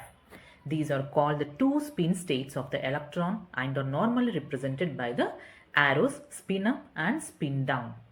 Two electrons that have different ms values, one plus 1 by 2 and the other minus 1 by 2, are said to have opposite spins. An orbital cannot hold more than 2 electrons and these 2 electrons should have opposite spins. To sum up, the four quantum numbers provide the following information. First one, n defines the shell, determines the size of the orbital and also to a large extent the energy of the orbital. Second point, there are n subshells in the nth shell. L identifies the subshell and determines the shape of the orbital. See section 2.6.2. There are 2L plus 1 orbitals of each type of a subshell. That is, 1s orbital L equals to 0, 3p orbitals L equals to 1 and 5d orbitals L equals to 2 per subshell. To some extent, L also determines the energy of the orbital in a multi-electron atom. Third point, M1 designates the orientation of the orbital. For a given value of L, ML has 2L plus 1 values, the same as the number of orbitals per subshell. It means that the number of orbitals is equal to the number of ways in which they are oriented. Next, fourth point. MS refers to orientation of the spin of the electron. Next, shapes of atomic orbitals. The orbital wave function of psi for an electron is an atom has no physical meaning. It is simply a mathematical function of the coordinates of the electron. However, for different orbitals, the plots of the corresponding wave functions as a function of r, the distance from the nucleus, are different. Figure 2.12a gives such plots for 1s, n equals to 1, L equals to 0, and 2s, n equals to 2, L equals to 0 orbitals. These figures I will provide at the end of this audiobook. You can check it out. According to the German physicist Max Born, the square of the wave function, that is psi square, at a point gives the probability density of the electron at that point. The variation of psi square as a function of r for 1s and 2s orbitals is given in figure 2.12b. Here again, you may note that the curves for 1s and 2s orbitals are different. It may be noted that for 1s orbital, the probability density is maximum at the nucleus and it decreases sharply as we move away from it. On the other hand, for 2s orbital, the probability density first decreases sharply to 0 and again starts increasing. After reaching a small maxima, it decreases again and approaches 0 as the value of r increases further. The region where this probability density function reduces to 0 is called nodal surfaces or simply nodes. In general, it has been found that ns orbital has n-1 nodes, that is, number of nodes increases with increase of principal quantum number n. In other words, number of nodes for 2s orbital is 1, 2 for 3s and so on. These probability density variation can be visualized in terms of charge cloud diagrams. In these diagrams, the density of the dots in a region represents electron probability density in that region. Boundary surface diagrams of constant probability density for different orbitals give a fairly good representation of the shapes of the orbitals. In this representation, a boundary surface or contour surface is drawn in space for an orbital on which the value of probability density psi square is constant. In principle, many such boundary surfaces may be possible. However, for a given orbital, only that boundary surface diagram of constant probability density is taken to be good representation of the shape of the orbital, which encloses a region or volume in which the probability of finding the electron is very high, say 90%. The boundary surface diagram for 1s and 2s orbitals are given in figure 2.13b. One may ask a question, why do we not draw a boundary surface diagram which bounds a region in which the probability of finding the electron is 100%? The answer to this question is that the probability density psi square has always some value, howsoever small it may be, at any finite distance from the nucleus. It is therefore not possible to draw a boundary surface diagram of a rigid size in which the probability of finding the electron is 100%. Boundary surface diagram for a orbital, for a s orbital, is actually a sphere centered on the nucleus. In 2 dimensions, this sphere looks like a circle. It encloses a region in which probability of finding the electron is about 90%. Thus, we see that 1s and 2s orbitals are spherical in shape. In reality, all the orbitals are spherically symmetric. That is, the probability of finding the electron at a given distance is equal in all the directions. It is also observed that the size of the s orbital increases with increase in n. That is, 4s greater than 3s greater than 2s greater than 1s, and the electron is located further away from the nucleus as the principal quantum number increases. Boundary surface diagrams for 3 2p orbitals L equals to 1 are shown in figure 2.14. In these diagrams, the nucleus is at the origin. Here, unlike s orbitals, the boundary surface diagrams are not spherical. Instead, each p orbital consists of two sections called lobes that are on either side of the plane that passes through the nucleus. The probability density function is 0 on the plane where the two lobes touch each other. The size, shape and energy of the three orbitals are identical. They differ, however, in the way the lobes are oriented. Since the lobes may be considered to lie along the x, y and z axes, they are given the designations 2px, 2py and 2pz. It should be understood, however, that there is no simple relation between the values of ml -1, 0 and +1 and the x, y and z directions for our purpose. Next. Okay. For our purpose, it is sufficient to remember that because there are three possible values of ml, there are therefore three p orbitals whose axes are mutually perpendicular. Like s orbitals, p orbitals increase in size and energy with increase in the principal quantum number, and hence the order of the energy and size of various p orbitals is 4p greater than 3p greater than 2p. Further, like s orbitals, the probability density functions for p orbital also pass through value 0 besides at 0 and infinite distance as the distance from the nucleus increases. The number of nodes are given by the n-2, that is, number of radial nodes is 1 for 3p orbital, 2 for 4p orbital and so on. For L equals to 2, the orbital is known as d orbital and the maximum value of principal quantum number n has to be 3 as the value of L cannot be greater than n-1. There are 5 ml values -2, -1, 0, +1 and +2 for L equals to 2, and thus there are 5 d orbitals. The boundary surface diagram of d orbitals are shown in figure 2.5. The 5 d orbitals are designated as dxy, dyz, dxz, dx square, y square and dz square. The shapes of the first 4 d orbitals are similar to each other, whereas that of the fifth one, dz square, is different from others, but all 5 3 orbitals are equivalent in energy. The d orbitals for which n is greater than 3 also have shapes similar to 3d orbitals, but differ in energy and size.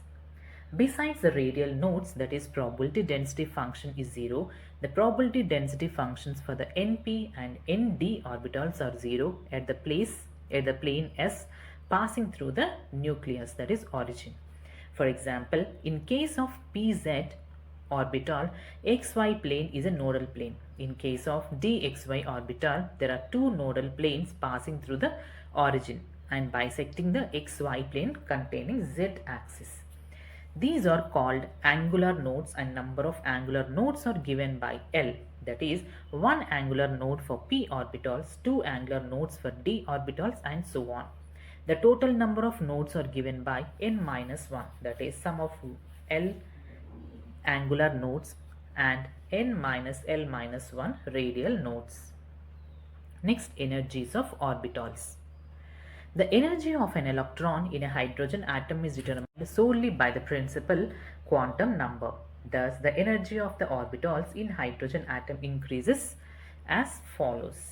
1s less than 2s equals to 2p less than 3s equals to 3p equals to 3d less than 4s equals to 4p equals to 4d equals to 4f, and is depicted in figure 2.16. Although the shapes of 2s and 2p orbitals are different, an electron has the same energy when it is in the 2s orbital as when it is present in 2p orbital. The orbitals having the same energy are called degenerate. The 1s orbital in a hydrogen atom, as said earlier, corresponds to the most stable condition and is called the ground state, and an electron residing in this orbital is most strongly held by the nucleus. An electron in the 2s, 2p or higher orbitals in a hydrogen atom is in excited state. The energy of an electron in a multi-electron atom, unlike that of the hydrogen atom, depends not only on its principal quantum number shell but also on its azimuthal quantum number subshell. That is, for a given principal quantum number S, P, D, F all have different energies. Within a given principal quantum number, the energy of orbitals increases in the order S smaller than P, smaller than D and smaller than F. For higher energy levels, these differences are sufficiently pronounced and staggering of orbital energy may result. Example, 4s smaller than 3D and 6s smaller than 5D, 4f smaller than 6p. The main reason for having different energies of the subshells is the mutual repulsion among the electrons in multi-electron atoms.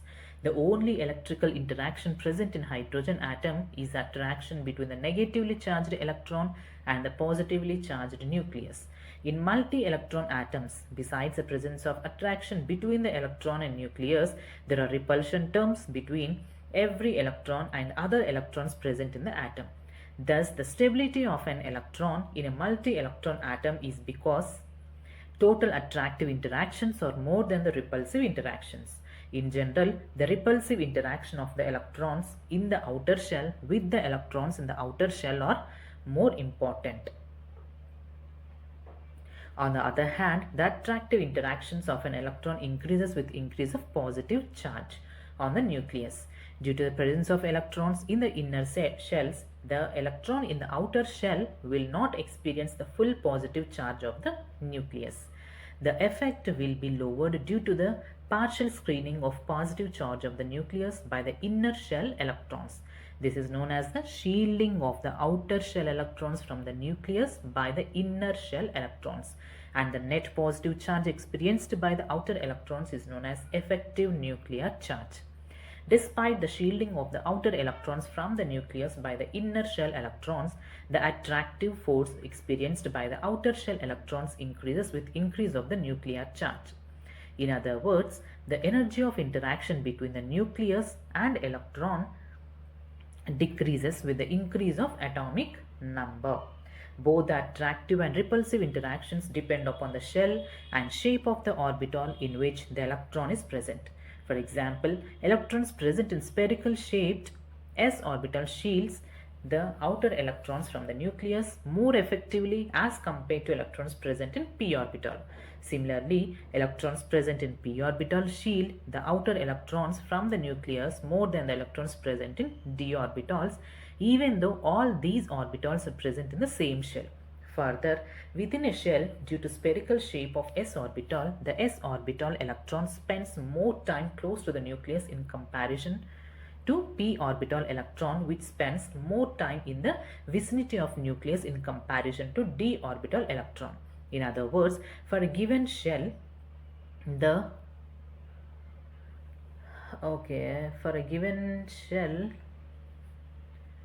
experienced by the electron decreases with the increase of azimuthal quantum number L. That is, the s orbital electron will be more tightly bound to the nucleus than p orbital electron, which in turn will be better tightly bound than the d orbital electron.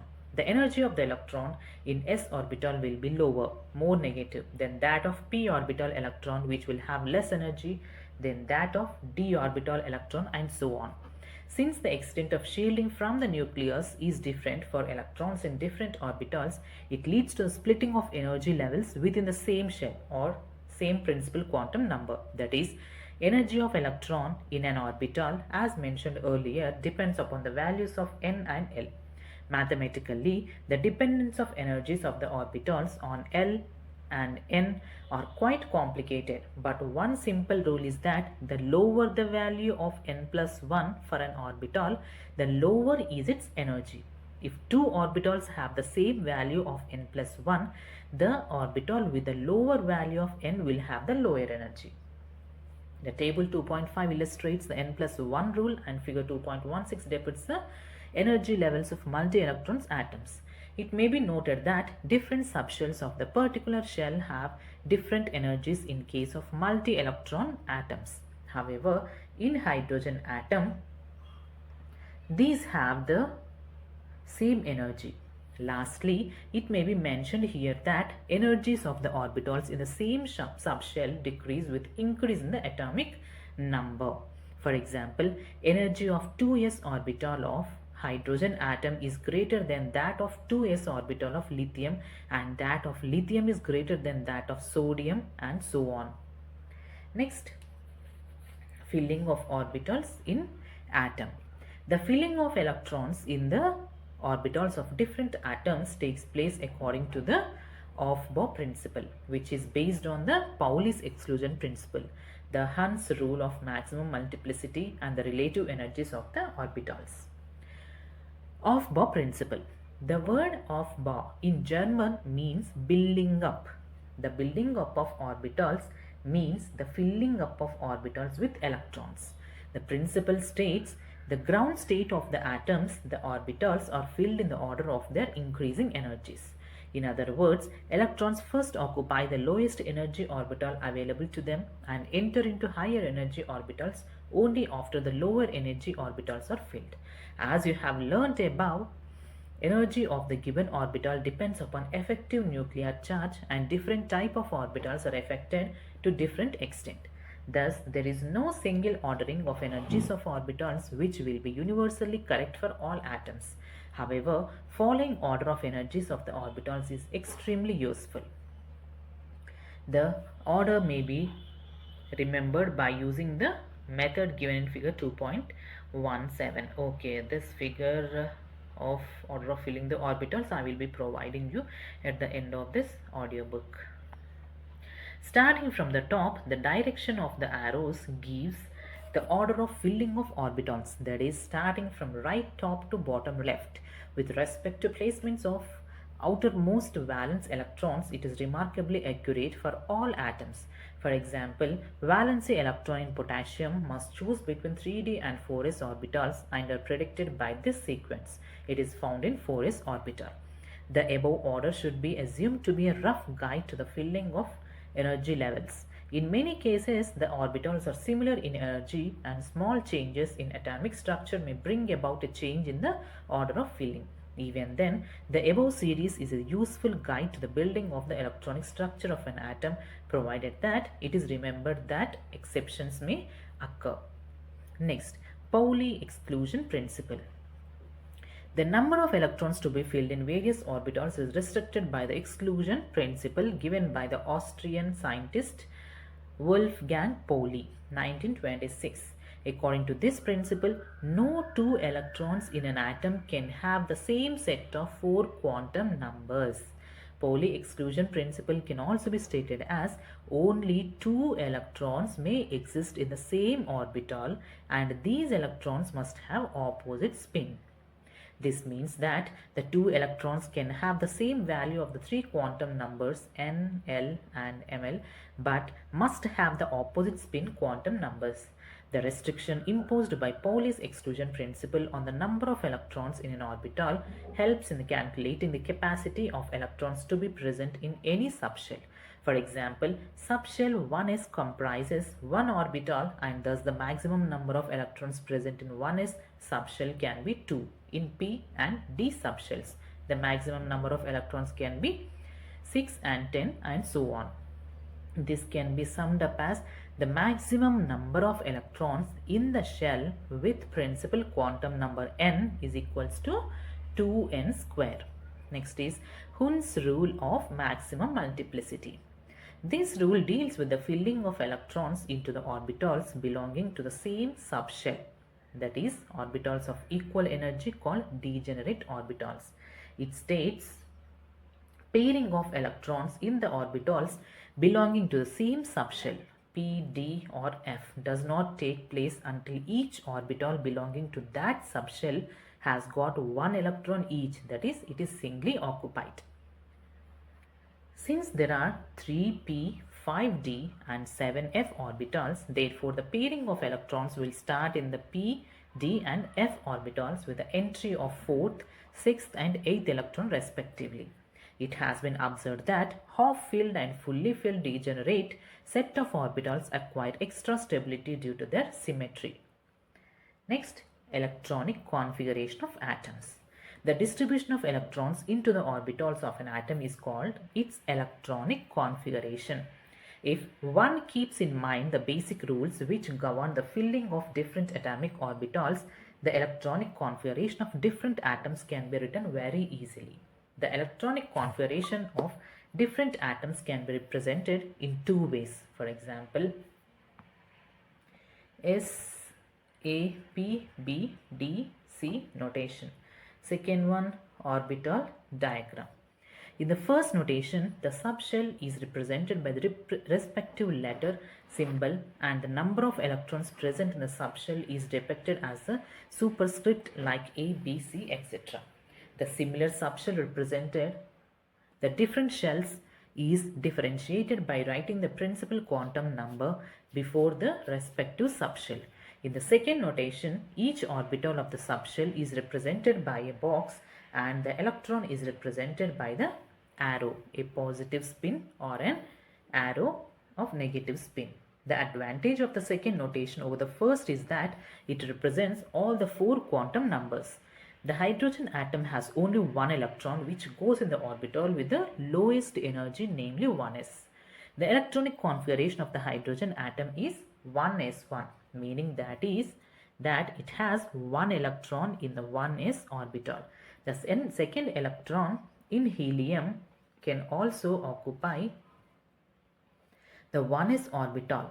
Its configuration is therefore 1s2. As mentioned above, the two electrons differ from each other with opposite spin, as it can be seen from the orbital diagram. The third electron of lithium is not allowed in the 1s orbital because of Pauli exclusive principle. It therefore takes the next available choice, namely the 2s orbital. The electronic configuration of Li, that is lithium, is 1s2, 2s1. The 2s orbital can accommodate one more electron. The configuration of beryllium atom is therefore 1s2, 2s2. In the next 6 elements, boron, carbon, nitrogen, oxygen, fluorine and neon, the 2sp orbitals gets progressively filled. This process is completed with the neon atom.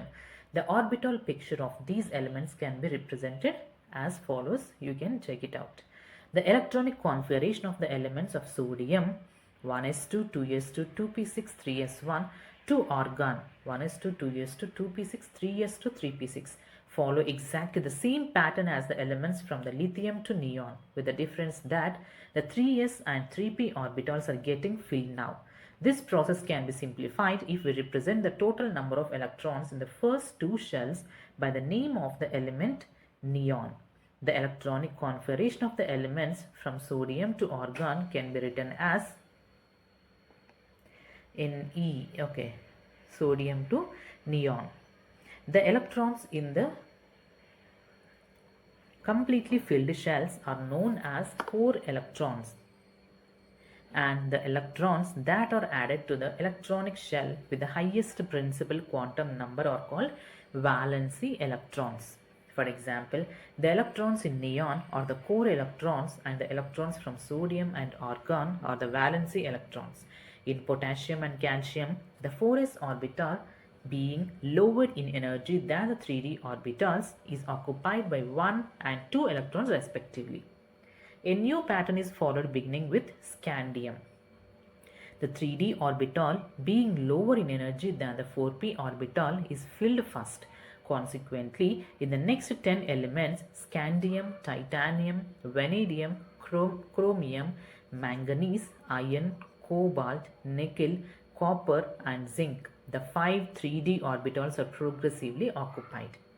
We may be puzzled by the fact that chromium and copper have 5 and 10 electrons in 3d orbitals rather than 4 and 9, as their position would have indicated with 2 electrons in the 4s orbital.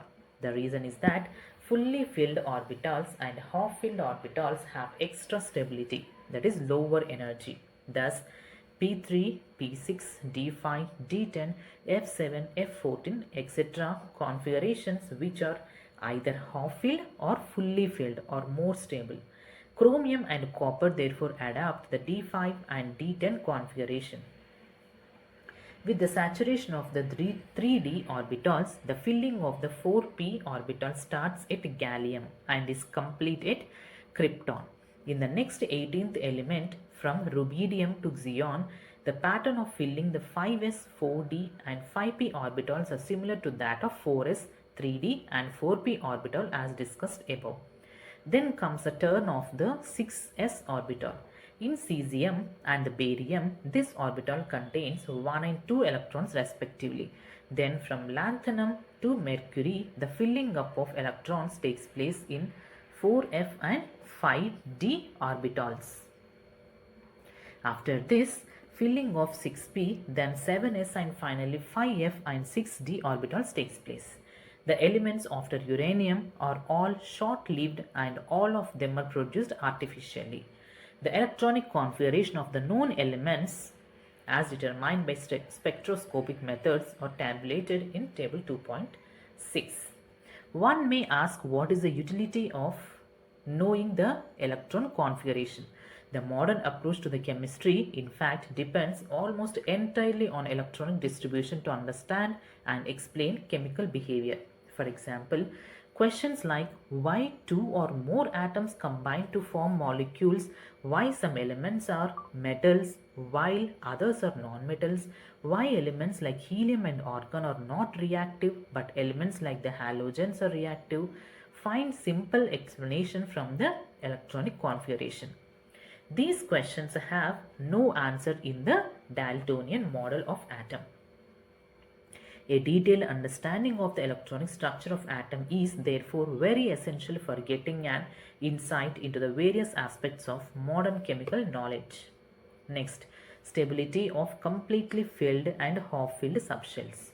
The ground state electronic configuration of the atom of an element always corresponds to the state of the lowest total electronic energy. The electronic configuration of most of the atoms follow the basic rules given in section 2.6.5. However, in certain elements such as copper or chromium, where the two subshells 4s and 3d differ slightly in their energies, an electron shifts from a subshell of lower energy 4s to the subshell of higher energy 3d, provided such a shift results in all orbitals of the subshell of higher energy getting either completely filled or half filled.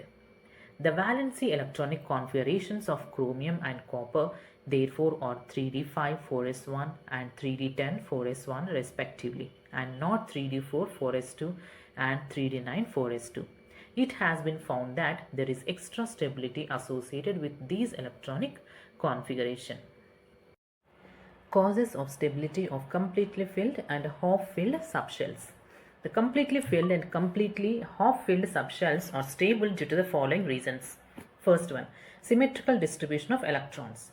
It is well known that symmetry leads to stability. The completely filled or half-filled subshells have symmetrical distribution of electrons in them and are therefore more stable. Electrons in the same subshell, here 3d, have equal energy but different spatial distribution. Consequently, their shielding of one another is relatively small and the electrons are more strongly attracted by the nucleus. Next, second point, exchange energy. The stabilizing effect arises whenever two or more electrons with the same spin are present in the degenerate orbitals of the subshell. These electrons tend to exchange their positions and the energy released due to this exchange is called exchange energy. The number of exchanges that can take place is maximum when the subshell is either half-filled or completely filled. As a result, the exchange energy is maximum and so is the stability.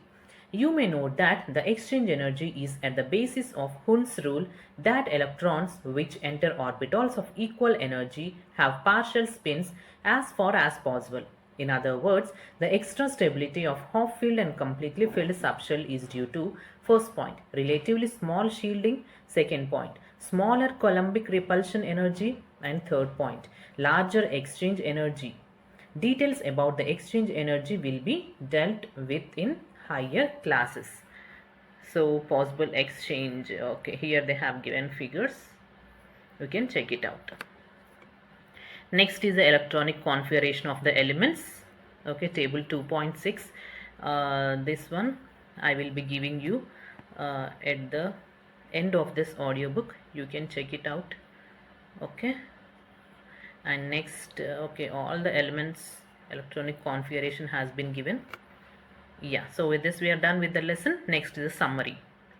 Atoms are the building blocks of elements. These are the smallest parts of an element that chemically react. The first atomic theory proposed by John Dalton in 1808 regarded atom as the ultimate indivisible particle of matter. Towards the end of the 19th century, it was proved experimentally that atoms are divisible and consist of three fundamental particles: electrons, protons, and neutrons. The discovery of subatomic particles led to the proposal of various atomic models to explain the structure of the atom. Thomson in 1898 proposed that an atom consists of a uniform sphere of positive electricity with electrons embedded into it. This model, in which mass of the atom is considered to be evenly spread over the atom, was proved wrong by Rutherford's famous alpha particle scattering experiment in 1909. Rutherford concluded that atom is made of a tiny positively charged nucleus at its center with electrons revolving around it in circular orbits.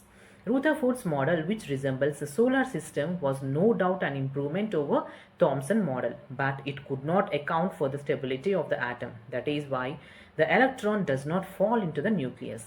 Further, it was also silent about the electron structure of atoms, that is, about the distribution and relative energies of electrons around the nucleus. The difficulties of Rutherford model were overcome by Niels Bohr in 1913 in his model of the hydrogen atom. Bohr postulated that electron moves around the nucleus in circular orbits. Only certain orbits can exist, and each orbit corresponds to a specific energy. Bohr calculated the energy of electron in various orbits, and for each orbit predicted the distance between the electron and nucleus. Bohr model, though offering a satisfactory model for explaining the spectra of the hydrogen atom, could not explain the spectra of multi-electron atoms. The reason for this was soon discovered. In Bohr model, an electron is regarded as a charged particle moving in a well-defined circular orbit about the nucleus. The wave character of the electron is ignored in Bohr's theory. An orbit is a clearly defined path, and this path can completely be defined only if both the exact position and the exact velocity of the electron at the same time are known. This is not possible according to the Heisenberg uncertainty principle. Bohr model of the hydrogen atom therefore not only ignores the dual behavior of the electron but also contradicts Heisenberg uncertainty principle. Erwin Schrödinger in 1926 proposed an equation called Schrödinger equation to describe the electron distributions in space and the allowed energy levels in atoms. This equation incorporates de Broglie's concept of wave-particle duality and is consistent with Heisenberg uncertainty principle. When Schrödinger equation is solved for the electron in a hydrogen atom, the solution gives the possible energy states the electron can occupy and the corresponding wave functions, psi, which in fact are the mathematical functions of the electron associated with each energy state. The quantized energy states and corresponding wave functions, which are characterized by a set of three quantum numbers, principal quantum number n, azimuthal quantum number L, and magnetic quantum number ml, arise as a natural consequence in the solution of the Schrödinger equation. The restrictions on the values of these three quantum numbers also come naturally from this solution. The quantum mechanical model of the hydrogen atom successfully predicts all aspects of the hydrogen atom spectrum, including some phenomena that could not be explained by the Bohr's model. According to the quantum mechanical model of the atom, the electron distribution of an atom containing a number of electrons is divided into shells. The shells, in turn, are thought to consist of one or more subshells, and subshells are assumed to be composed of one or more orbitals which the electrons occupy. While for hydrogen and hydrogen-like systems such as He plus, Li plus 2, etc., all the orbitals within a given shell have same energy. The energy of the orbitals in a multi-electron atom depends upon the values of n and L. The lower the value of n plus 1 for an orbital, the lower is its energy. If two orbitals have the same n plus 1 value, n plus L value, the orbital with lower value of n has the lower energy. In an atom, many such orbitals are possible and electrons are filled in those orbitals in order of increasing energy in accordance with Pauli exclusion principle. No two electrons in an atom can have the same set of 4 quantum numbers, and Hund's rule of maximum multiplicity, pairing of electrons in the orbitals belonging to the same subshell, does not take place until each orbital belonging to that subshell has got 1 electron each, that is singly occupied. This forms the basis of the electronic structure of atoms. So with this we are done with the lesson. If you like my audiobook, please share it to your friends, like and subscribe. If you have any suggestions, please post it in the comment box. Thank you.